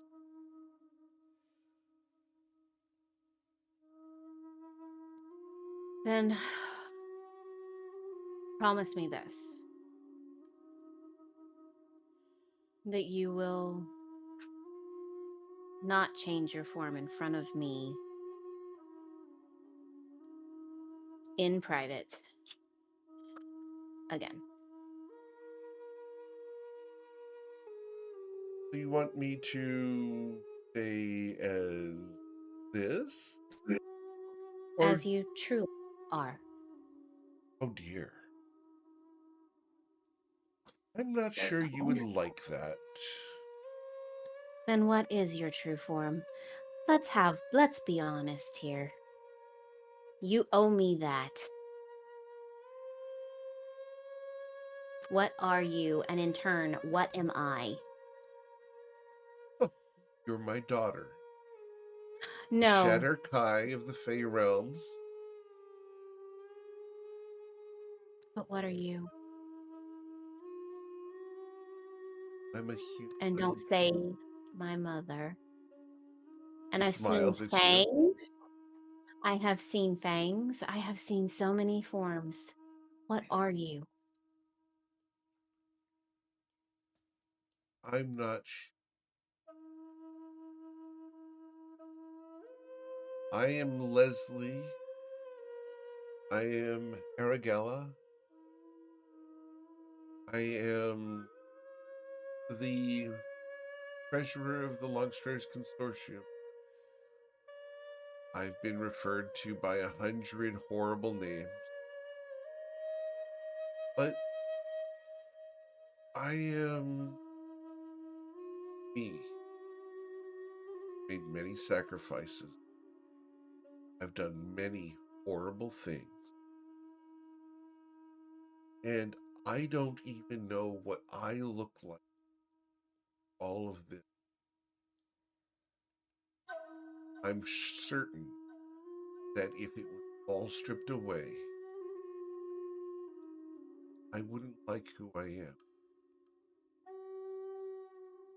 But what I've done for the right reason.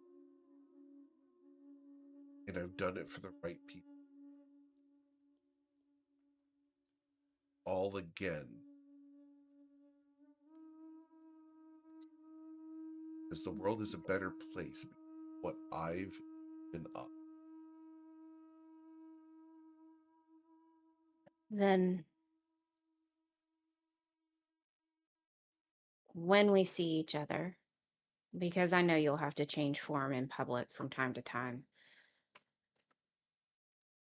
when we're in private, be only this form. In private, I can agree to. Although I may change the color of my dress. It's fair. After all, the red is, well, it's fetching here, but in the consortium they view it as my battle dress. Because that's when I break out the crimson magic. And you recall, every time that Leslie has done magic, it has been red and black magic. The entire time you've known her. But that being, Covet had always assumed that it was probably only blood magic, Yep. but now she knows it's probably a little of both. Yep. It's always been arcane and divine magics. Chosen of Imkael, the god of death. Well, Powers attributed to vampires and liches.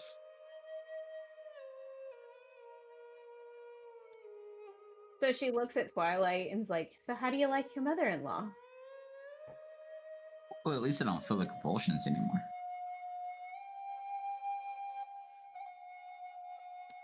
I gave those. She up. looks at her. She looks at her mother. Yeah, that would be a little awkward to It have was your a fun son-in-law. prank. It And was, but it'd be I was weird if your feeling son-in-law looked lonely. at you. So you came home, in a Oh, sense. I've visited every so often. From what I understand, Kerfex even told you that I was out of the office and away a couple times. He did. This is But, where I've been. and she'll look at her and say, "Well, it looks like we've got a wedding to get me ready for." Indeed. Have you chosen your maid of honor and your best man? And she looks at Islauren and says, "Islauren, of course, would you be my maid of honor?" Be my honor.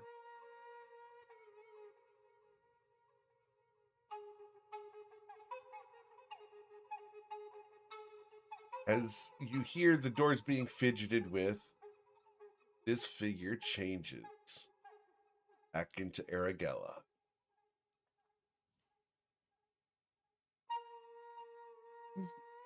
Covet smiles and winks.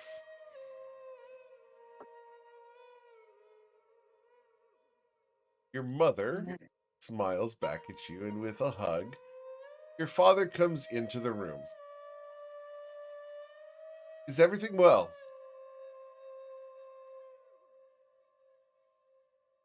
Covet will look at him with new eyes.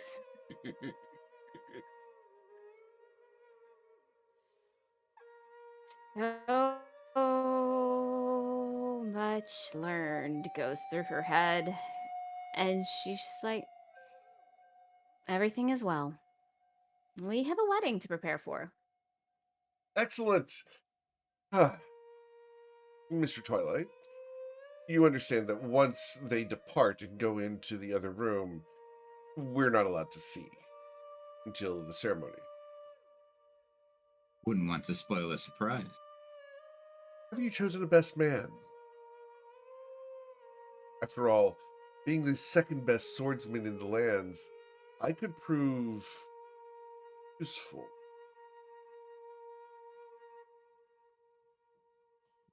I could always use a second of your caliber.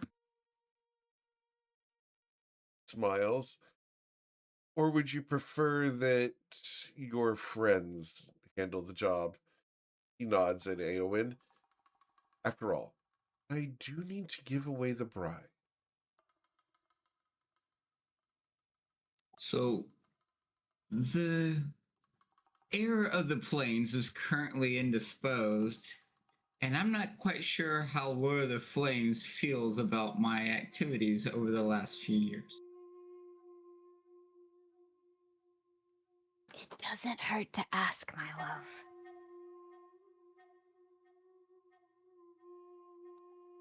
Awen, would you want to be my best man?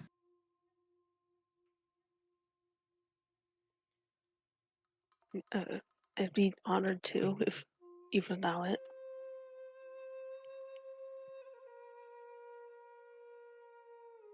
Of course.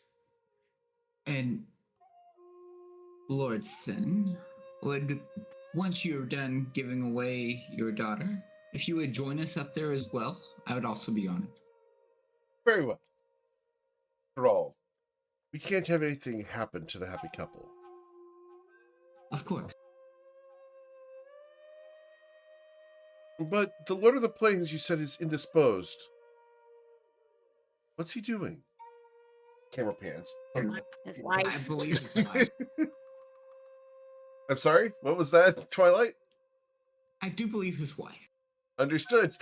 For those who can't see the camera, his daughter just walked in the room.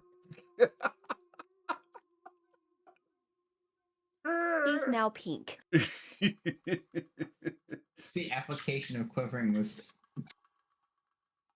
Yep, there we go. That was perfect timing. She is no longer in the room. Yep. No, instead she's laughing her butt off in the other room.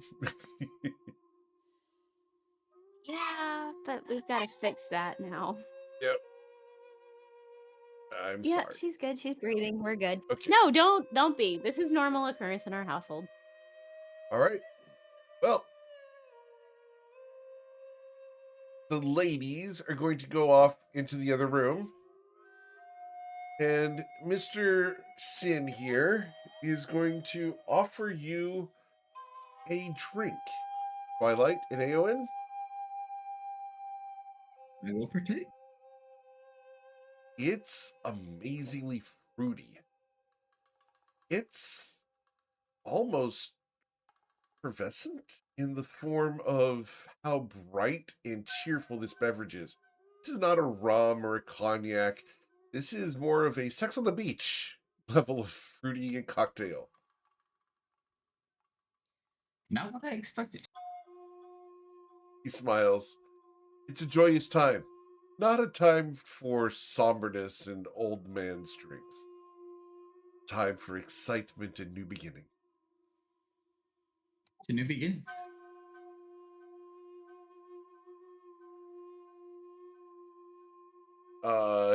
Covet, what are we talking about? The one from her mother. Ooh, okay. That's up to you. Because she doesn't know if that's one of those things that's open before or after. And then there's the one from the cat. Oh, after. And that- Absolutely after. Okay. Yeah. Guys, don't open your But the wedding one from gifts her until after you're married because they may have to be returned. But from her mother. Because it might be something sentimental or something like that No. to wear during the wedding. No. No? Knowing Leslie, probably not, but before, yes. So just making sure. If you ask her, she would say no, open it later. Okay, so she won't. Yeah. That's for later. You're not here. Hush. I could make something different and but we're not going to go there because this is a PG-13 story and that's where we're going to stay. So, as you guys get ready for the wedding, Mr. Sin will head off towards the Arboretum. I will see you all there. I want to ensure the place is secure beforehand. He leaves Twilight's call, and Aowen here. Is there anything you guys want to do before we pan over to the girls? Awen, how do you feel about all that's been revealed?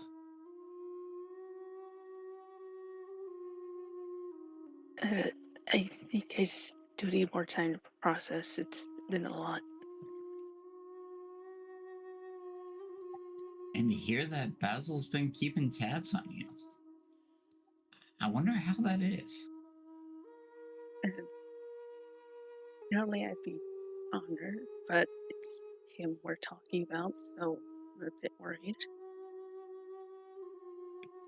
You think you're strong enough to challenge him once we get back? I don't know in the fighting sense. I'm not sure about that. Well, when you decide to make him a little bit shorter, let me know. I think that's one that I might enjoy. Are you gonna place bets on it or something?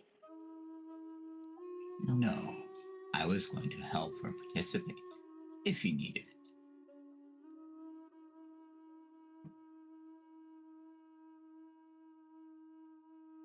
I mean, how I expected that outcome too.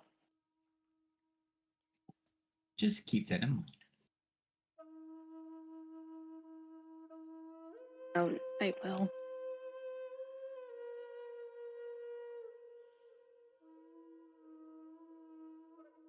Well, I think I need to go get ready before I get scolded before my wedding. Again.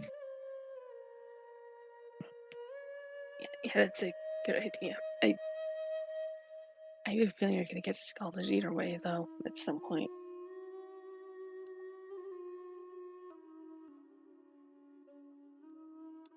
Sounds like a man who speaks from experience. I don't have the experience.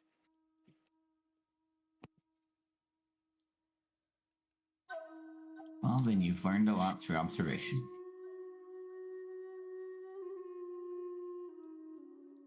Just remember, it's not how the battle's fought, it's how the victory is celebrated.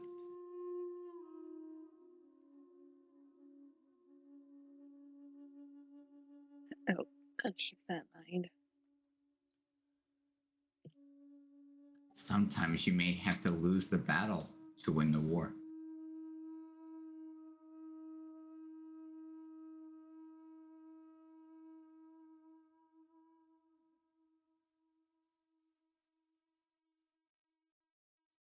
Well, And Twilight will go off to go get ready. cool. As he goes off to go get ready, we pan over to the other room. And Arigella is there with the two of you. Do you really want me to change form every time?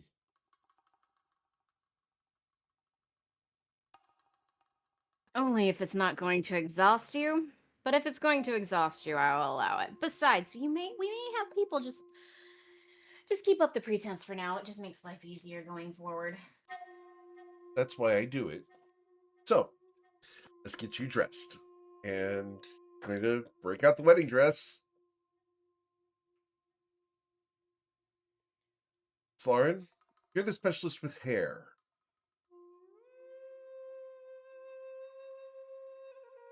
Would you mind I coming will, to of me?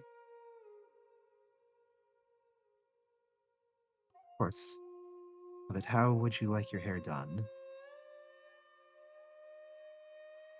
How about we'll look at herself and then in the reflection, and then she'll just kind of smile. And then she'll look at Islaren and say, I've done many travels. I've traveled across many plains. But the hair that I found most interesting during my travels were the hairstyles of your people. Can you give me a traditional look for the protectorate? I'll make it flow like the waves. Perfect.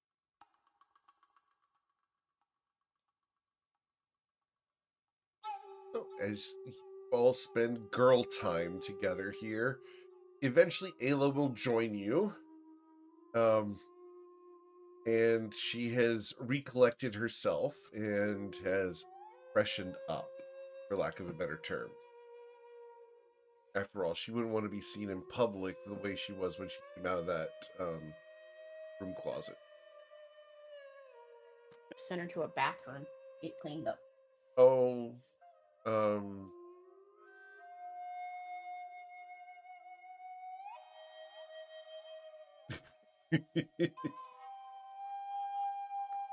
as Blinko came out of the broom closet, though, there are the remains of brooms and broken handles throughout, shattered pots everywhere.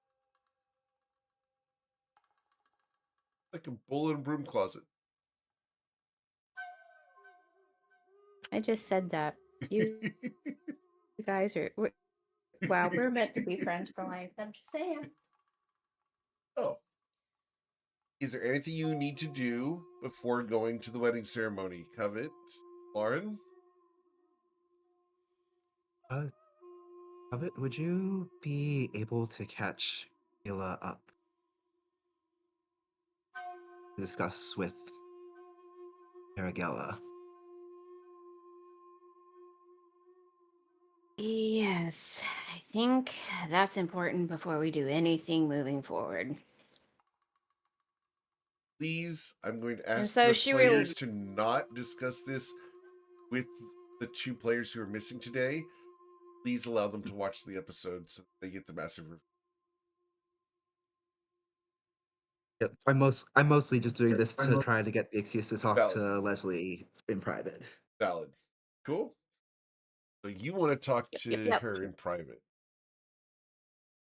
So while she's she will get Ayla to sit down, hand her a paper bag because she knows Ayla, because Ayla will hyperventilate, Yep. and says, just get her situated and be like, okay, don't pass out. But we've got a lot to reveal to you. And she begins to retell the story. Okay. So that leaves Aragella and Islauren alone in the room for a bit.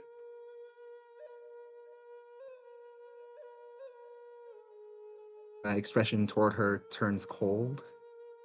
I'll tell her, Covet might forgive you. I will not.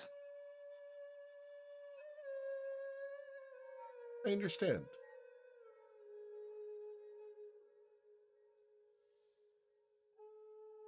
Told her that you could not promise that you wouldn't continue to manipulate her further.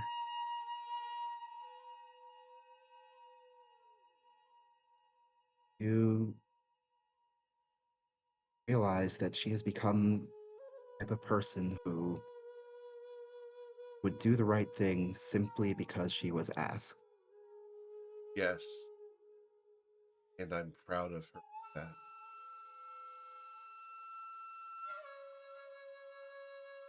And you know that you can lay things out on the table for her. That you can speak plainly. That you don't need to hide things. Not always. There are times where I need to keep certain things in check in order to protect the people who are involved. Plausible deniability is a powerful tool, Ambassador. We must use it as a scalpel to ensure that the people who should know do, and those who need to act do. We may not agree on our methods, but transparency is a two-edged sword. I prefer to protect those who need the protecting. I do not believe that everything should be transparent at all times. Perhaps not. But you can tell her what she's getting into. I have. You can tell her when you must withhold something for her own good. But by putting her into these situations without asking her, without by hiding these events behind the scenes, do not even give her the choice.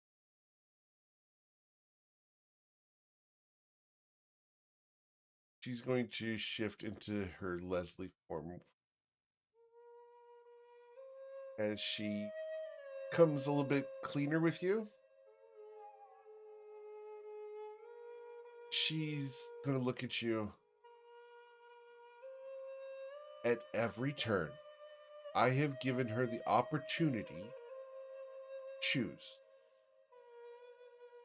Every time I've Uh, asked her to do something, she's had a choice. She could Had a have choice chosen. among the options that you have given her, knowing exactly what choices were left to her. And what would you have done in my place?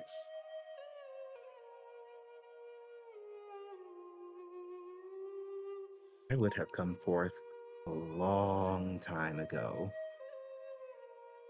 Do you believe that Covet von Sin would have responded in any way positively if I had come out at the start and told her that as a lich and vampire, I've asked her to go and face death with her husband against the shadow forces of the Shantara Grove in the Fey realms where every word is law, and to put herself in ultimate danger, and she could be at peace and love in a safe place in Nausha where I have enough money to gift her everything she could ever want, where she could be safe and protected from all danger.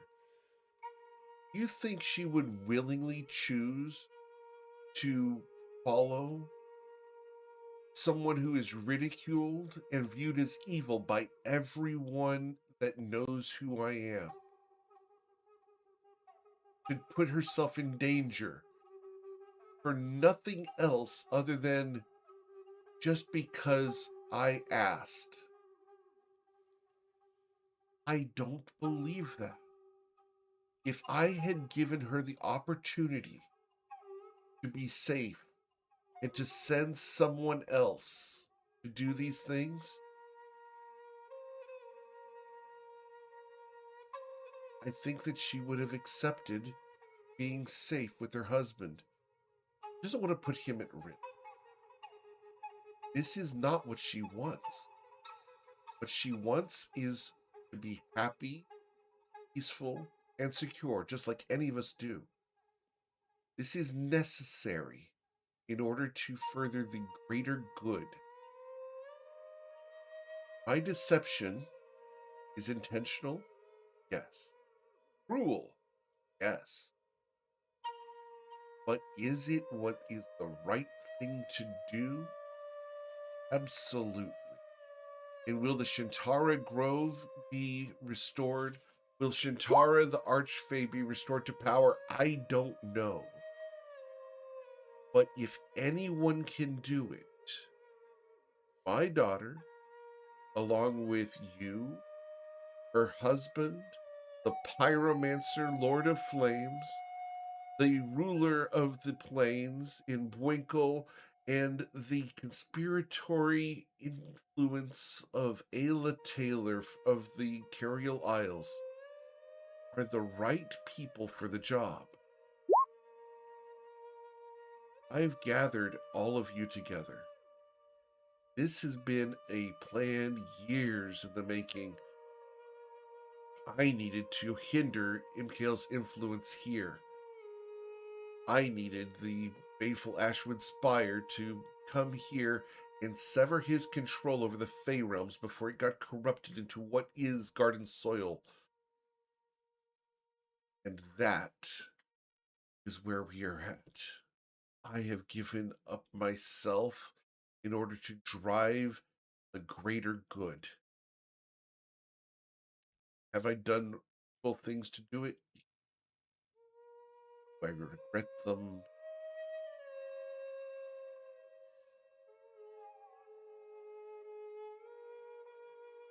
You think that Puppet would have been happy, far from home, restless, knowing that her husband wished to reclaim his birthright and not actively taking steps to do so, and either you don't know her or I don't.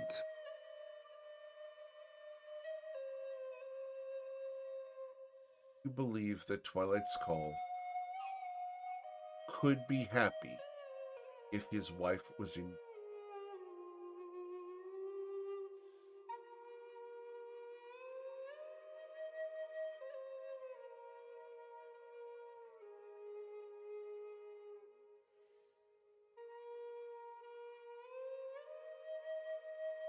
I don't think it would have put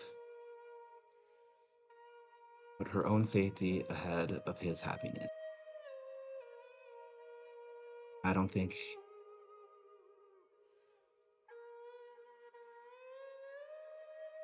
if they had chosen that outcome, neither would be happy.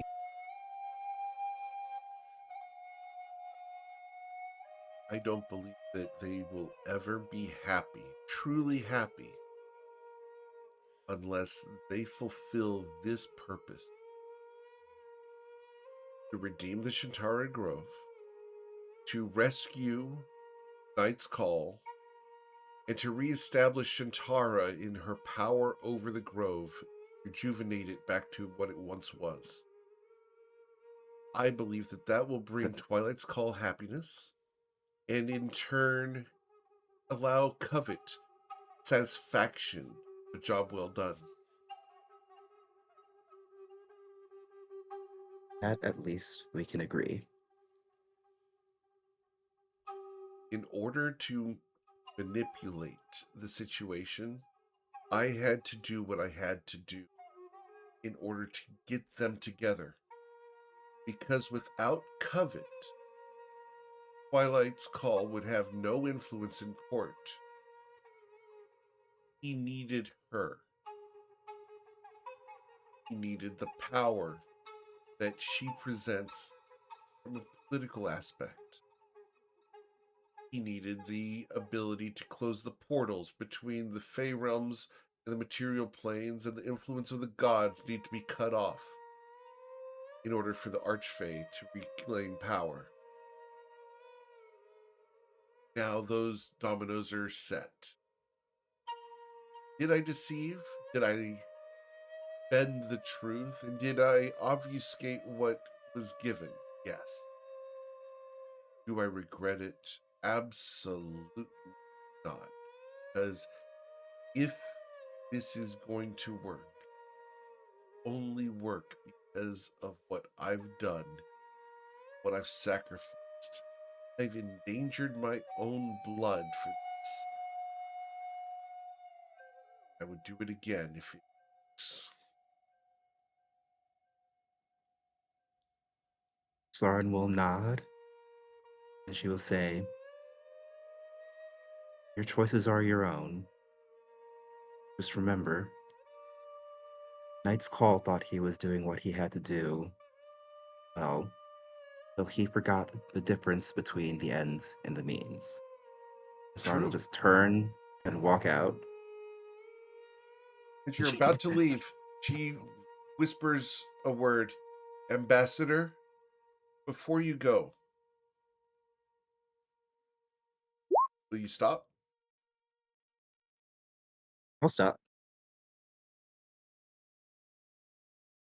In this effort, you have sacrificed your position in the Shinoza Protectorate. You've sacrificed as much as I have. Why? You have no stake in this. This is not your plane of existence. I challenge you, Islar and Shonazath, Ambassador of the Shinoza Protectorate, Do you love these two people and the rest of the party enough to sacrifice and risk your political future, everything your parents worked for in their arranged marriage between you and Rolmos, your place in Triumvirate? Have you risked all?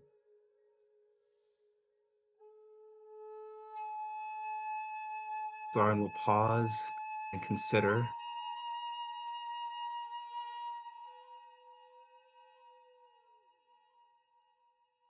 Love, my love for my party members, above my love for my people,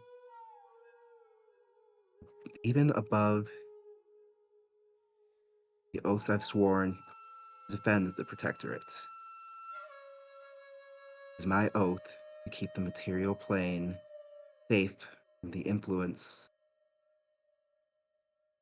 of worlds far beyond our own. I have sacrificed nothing, or I have not lost myself. I pray for your sake that you do not lose yourself. I hope I haven't either. Farewell, Islaren. I'll see you at the wedding. Soren will meet her eyes, nod, and then go to rejoin Ayla and Covet. Oh, it's so uncomfortable. You've got a friend in me. Aragella comes back following Islaren into the room. And there you see Ayla bending over, hyperventilating in a paper bag. Yeah, just keep breathing. Covet is holding her, petting her back, wiping her, taking a cool cloth to her forehead. Keep breathing. Yep. In, out, in. Real slow.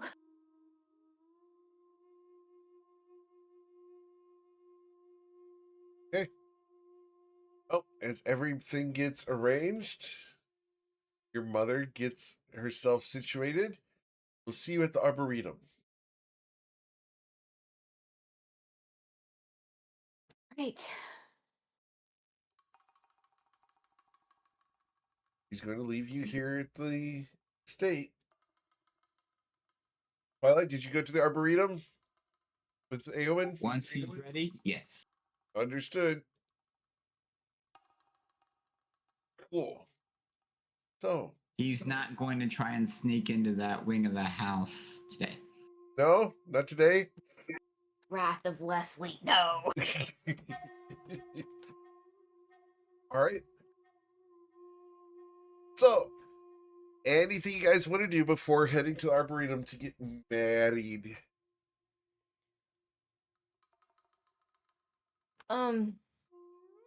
Gone to the chapel and we're gonna get married. Twilight sings that as he's walking down to the room. No. Covet will look at Ayla and Islaren, and she smiles and expresses her appreciation for standing by her side as she stood by theirs, and wouldn't want to have anyone there other than these two on a day like this. All right. That's when we're going to go Arboretum.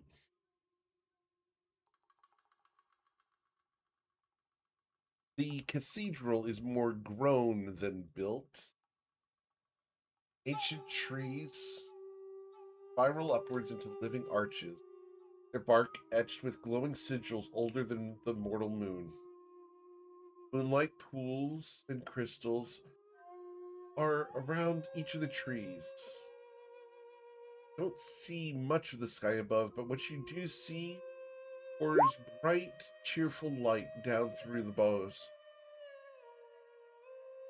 You hear gentle, magical sounds, soft cheerfulness throughout as you arrive. Places serene and cheerful. Perfect place. Twilight, as you arrive, Queen Titania of the Fae, standing in the center of the Arboretum, enjoying the quiet and peace. A couple hundred yards away, you can approach if you choose to and gain a private audience with her. Or you can wait for others to arrive. What would you like to do? So it's twofold. There will be the approach of twilight, but he will not break the silence. He will just listen, observe, participate, but as he approaches, he will do so with a bow and reverence. As you approach, she's going to turn and smile at you. And he will bow and wait. A pleasant place, is it not?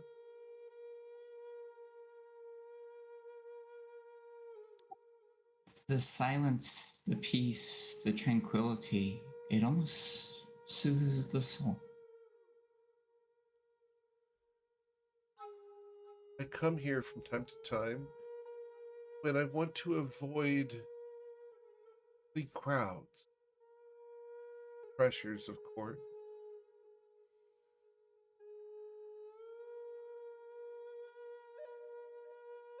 What do you think of the situation involving Thalia Neverworld?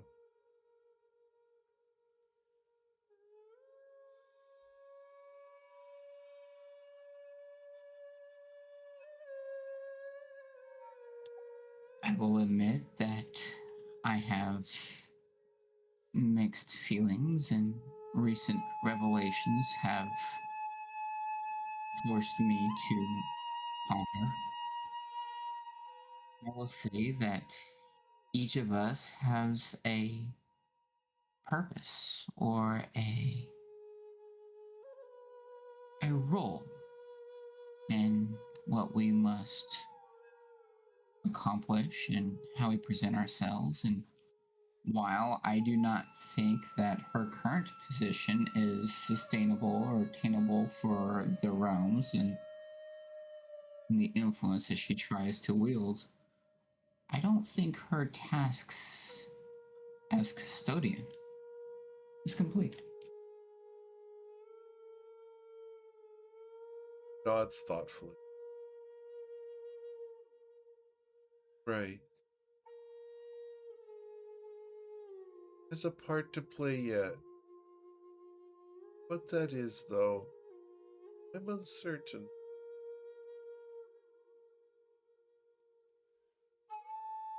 I must say, between the two of us,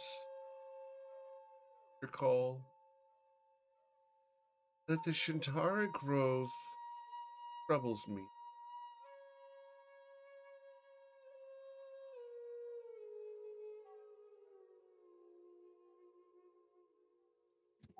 Is there a way that I can alleviate those troubles?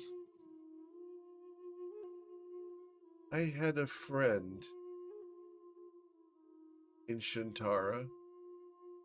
She was a delight to have at court.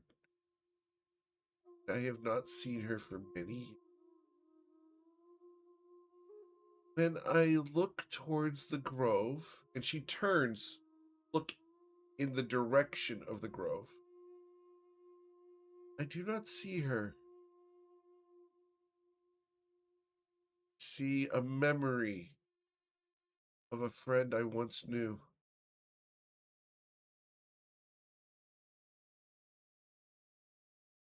I would want to see my friend again,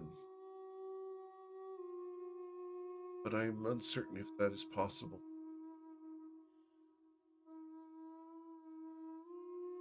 This is not a condition of your wedding today,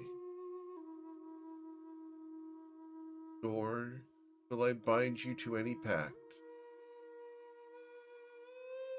But Lord Twilight, greatest swordsman in the Fey realm, I will ask of you this. Please, my friend.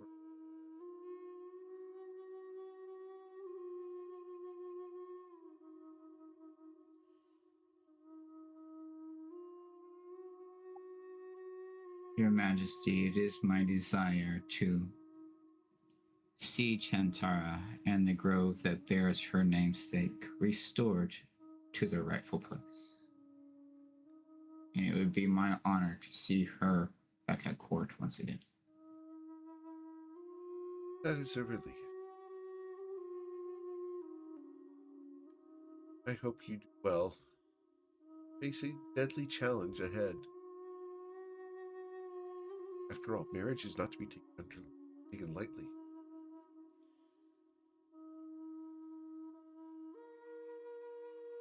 That is a joke. That is. Most people don't laugh. I will say that that is a quest I am quite looking forward to. Very well. It appears that parents are arriving now. You'll see the two Von Sins arriving.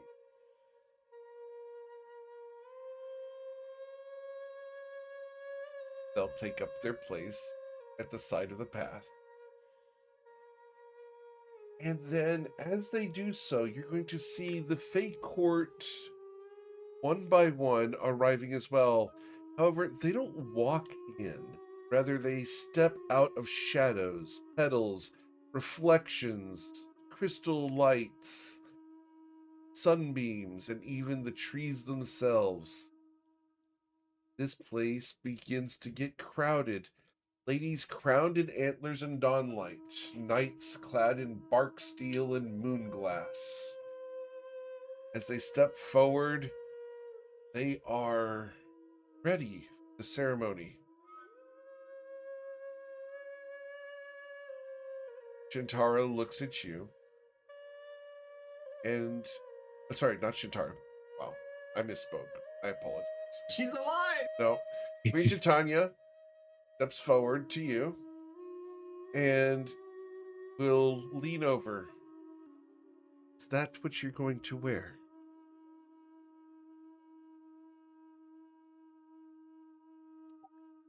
Yes. He gives a little bit of a sigh and very well.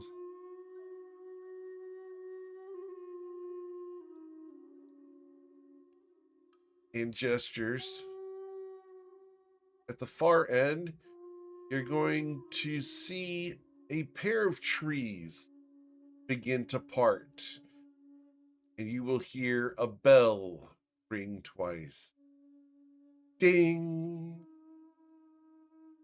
Ding! The trees pull aside, and in the distance you see Covet von Sin of Ashelion. You hear the bell again. Ding! Ding! As she steps, the bells match her stride. Ding! Ding! Her gown flows as though spun from moonlight, living petals, and blood. Trailing whispers of silver mist and crimson roses, the veils of gossamer drift behind her, each inscribed with ancient Ashelian sigils of promise, endurance, and fire-bound will. There's a subtle tiara, commanding, but small and feminine. Crystal thorns set with ruby flames. As she walks, the room inhales.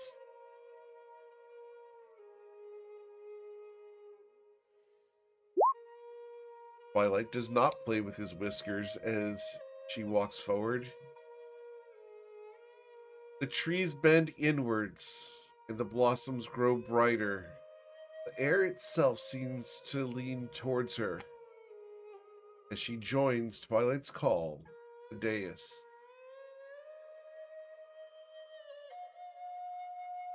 Covet, you see your husband standing there, handsome, dashing, and as poised as he can be for this official ceremony. You've already been through this once before. This is Old Hat, but damn, he looks good.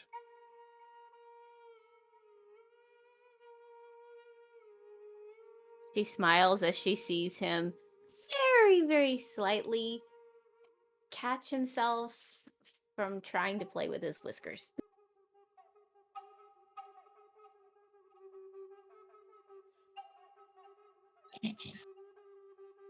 Twilight, you see your wife looking radiant, and it's hard, Twilight. You think she may be the most beautiful she's ever looked. Almost. Not quite. That first wedding night. You might consider it, as there are heavy enchantments cast upon the dress and on Covet to make her look even better. And damn, if mother-in-law isn't helping here. Twilight, It's the wisdom saving throw. wisdom saving throw, and you got a what? 21. Twilight, you're able to feel the compulsion, and you're just barely able to wrap your eyes Velcro style from where Leslie would normally have enchanted you to look, but rather to your bride's eyes. That's right, Mom. As Mom enchanted the dress with the same compulsion. What? Like she wouldn't do that. No, she totally would. And Covet would realize this and be like, the power. This is, of course, in her head. Uh-huh. Queen Titania stands next to the two of you, and you can sense her presence, the beautiful presence, that she has turned off the charm. She's actively not trying to enchant the two of you because her normal presence at Oro would. Instead, she speaks to everyone. Attend, O court of the ever-turning green. Attend, spirits seen and unseen. Attend, ancient roots and newborn stars. We gather not merely to witness a union, but to bind a story into the bones of the world. Covet von Sin of Ashelion, forged in will, crowned in resolve, bearer of fire that does not consume. Twilight's call of the Shantara Grove, keeper of thresholds, singer of endings and beginnings, whose footsteps teach the forest when to rest. A sword slay those who challenge him. Today they choose not conquest, not convenience, not fate alone, but each other. Lifts her hand, and the throne room seals itself. The outside world beyond this arboretum gone. There's no escape from this place now. No entry or intrusion possible. She begins to incant. By root and river, by thorn and bloom, by moon that wanes and sun that dares to rise again, let this space be truth bound. Let no lies survive these walls. Let no oath spoken here be forgotten. Let love in all its terror and wonder stand naked before us. The air shimmers, and a faint pressure settles, warm, expectant, and alive. Queen Titania gestures to the groom. Do you have vows prepared, or shall I speak them for you? I do, Your Radiance. Speak your vow now, and let the forest remember your words.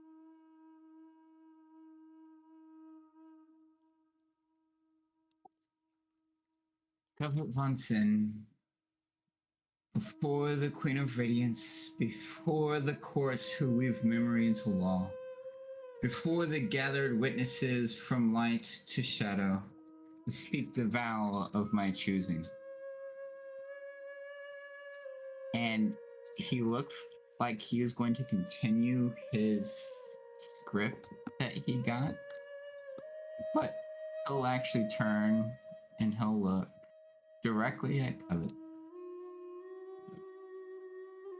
Across the plains, across the mountains, the deserts, through the seas, through every trial and tribulation, we have stood together, side by side.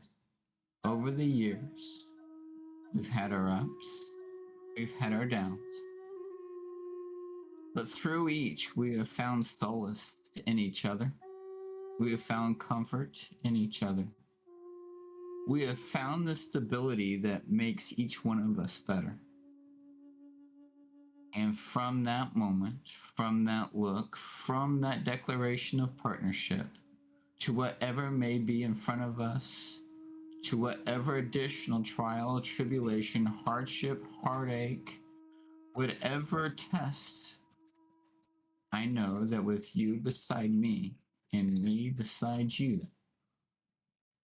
we can accomplish anything. It is with this that I vow to honor you, the person as you are, with all your hopes, dreams, desires, and who you will become as you continue to grow into yourself and to what you wish to accomplish. That without seeking to shape you or to guide you, but to stand beside you. It is with all the love that I have, with every breath, with every desire. It is my choice, it is deliberate, my heart is unguided, and my intentions are clear. I bind my path to yours, freely, wholly, and without hesitation.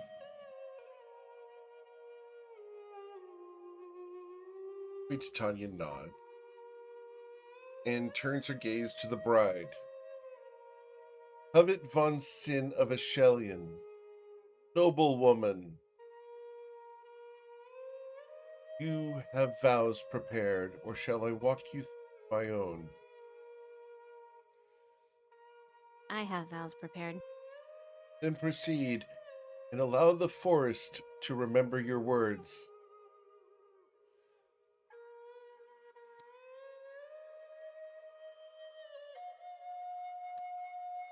Twilight's call. I once knew love as something distant, something to admire, something to covet from afar, like a light I wasn't sure I'd ever reach. And then I found you. With you, love is no longer something I wish for. It's something I live, breathe, and hold every day. You turn quiet longing into a home, into laughter, into a life I never imagined could be mine. Even with all the things that we have been through together. From the first spark to this moment and into every twilight we will share, I vow to walk beside you. I promise to love you in the bright mornings and in the fading light. When the world grows still and it's just us. I vow to choose you, not only in the easy moments, but in the uncertain ones, to stand with you, to grow with you, and to keep discovering you again and again. What I once only dreamed of, I now promise to protect, to nurture, and to cherish. From longing to belonging to forever, I am yours in every light until every twilight calls us home. Then Queen Titania extends her hands, and from the air itself, two living cords emerge, one of silvered vine, one of ember-lit root. With a gentle motion, the two cords entwine themselves around your wrists, pulling your hands together till you're holding hands. Know this, all who bear witness. This is no mortal marriage. This is not ink and parchment. This bond is woven into memory, magic, and into the land itself. Their joys shall deepen the soil, their sorrows shall teach the trees. Their love shall be known long after their names are sung only by stones. The cords dissolve into light, sinking into your skin, and glow there for a moment in a pattern that matches from your fingers to the others. Queen Titania smiles, a thing both wondrous and dangerous. By my crown, by my throne, by the ancient accords of the Fae, I declare you bound beyond undoing. Rise now, covet von Sin, and the twilight's call, as consorts in power, partners in destiny, and sovereign of one another's heart. The room holds its breath as Queen Titania of the Fae gestures to Twilight's call, catches eyes for a moment. Twilight's call. Without consideration for anyone on any plane, you may now kiss your bride. And he will do so gladly. With a dip. With a full dip. As you dip your bride, there is silence. The Arboretum quietly watches as the two of you embrace and kiss. As you rise up from this, how many beats is this kiss, Twilight? No less than 4, but we'll probably push it to 6. It will borderline uncomfortable. Understood. Covet, your back is about to begin to hurt from this dip before he rises you back to vertical. As all of you rise again and break the embrace, the Arboretum erupts into motion and you hear applause. Vines bloom instantly, starlight rains down, music explodes from nowhere and everywhere at once. The Fae Court cheers in laughter, song, and wild applause that echoes like thunder through the leaves. Queen Titania raises her voice one final time over the hubbub Go forth, beloved and bound. May your love be as enduring as stone, and as changeable as flame, and as necessary as breath. This court is dismissed. Let the celebration begin.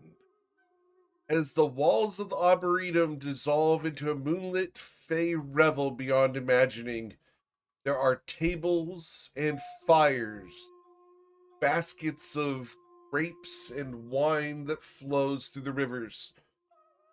There are cheeses and breads. The entirety of the festivities become Bacchus in nature. As you guys look around, the revel of thorns and moon wine, the Fae celebration of Covet von Sin and Twilight's Call, has begun. And it's with that we're going to let you guys have a bit of a festivity today. You will have your parents come by and give you hugs before they go off to find a quieter section to participate in as they observe the raucous and, frankly, over the top celebration of your bonding. Weddings in the Fey realms are nothing to sneeze at. They are boisterous, and the receptions are obscenely celebratory. Twilight, while not engaged with the festivities yourself, you'll see a variety of single people off in the distance beginning to form orgies in the corners of the festivities. Naiads, dryads, satyrs, elves, centaurs, they are all going about it.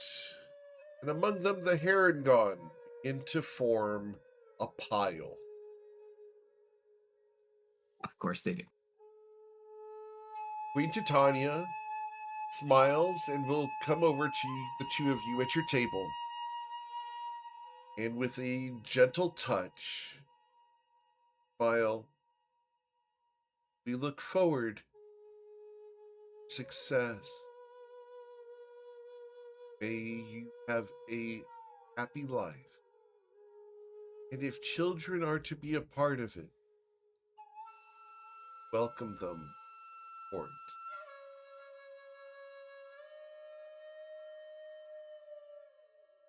You're going to feel a shiver run through both your spines as the potential is enhanced should you wish for it. There went all the preparation. As she turns and dissolves into moonlight. We're finding the alchemy kit before we make it back to wherever we're supposed to be. I am not bringing a child into all of this right now. Not even thinking about it. That's a conversation for later, Mama. Hence the potion. Hence the tonic. Mm-hmm. Well, as you guys participate in the festivities, they're going to last for hours and days and weeks. It's going to take a fortnight worth of festivities for things to begin to calm down as the potential savior of the Shantara Grove and Covet von Sin have been married, a rare occurrence in the Fey realms, and one that is bringing hope to the court. Stell. Sorry, what was that? Stell Brightgrove. Oh, would be Stell very Brightgrove would happy. be there. Yeah, absolutely. So, I think that this is a great spot for us to go ahead and end for today. and allow Ayla and Winkle to recover from their reception activities, as several people will likely take notes. They were pre-game. I think they pre-gamed, they during the game, they post-gamed, and I believe there were bellows of a great musatar throughout the grove.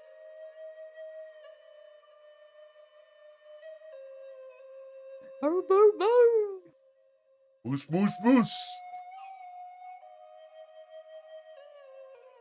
Oh, Lord. He will be very proud. And that's where we're going to end for today. As always, guys, thank you so much for choosing me to be your GM. There's a ton of amazing ones out there, and I'm always thankful you choose me to be yours. We're going to go ahead and back this evening for the Rift Wardens as they make their way towards Inland Point. Catch you guys later.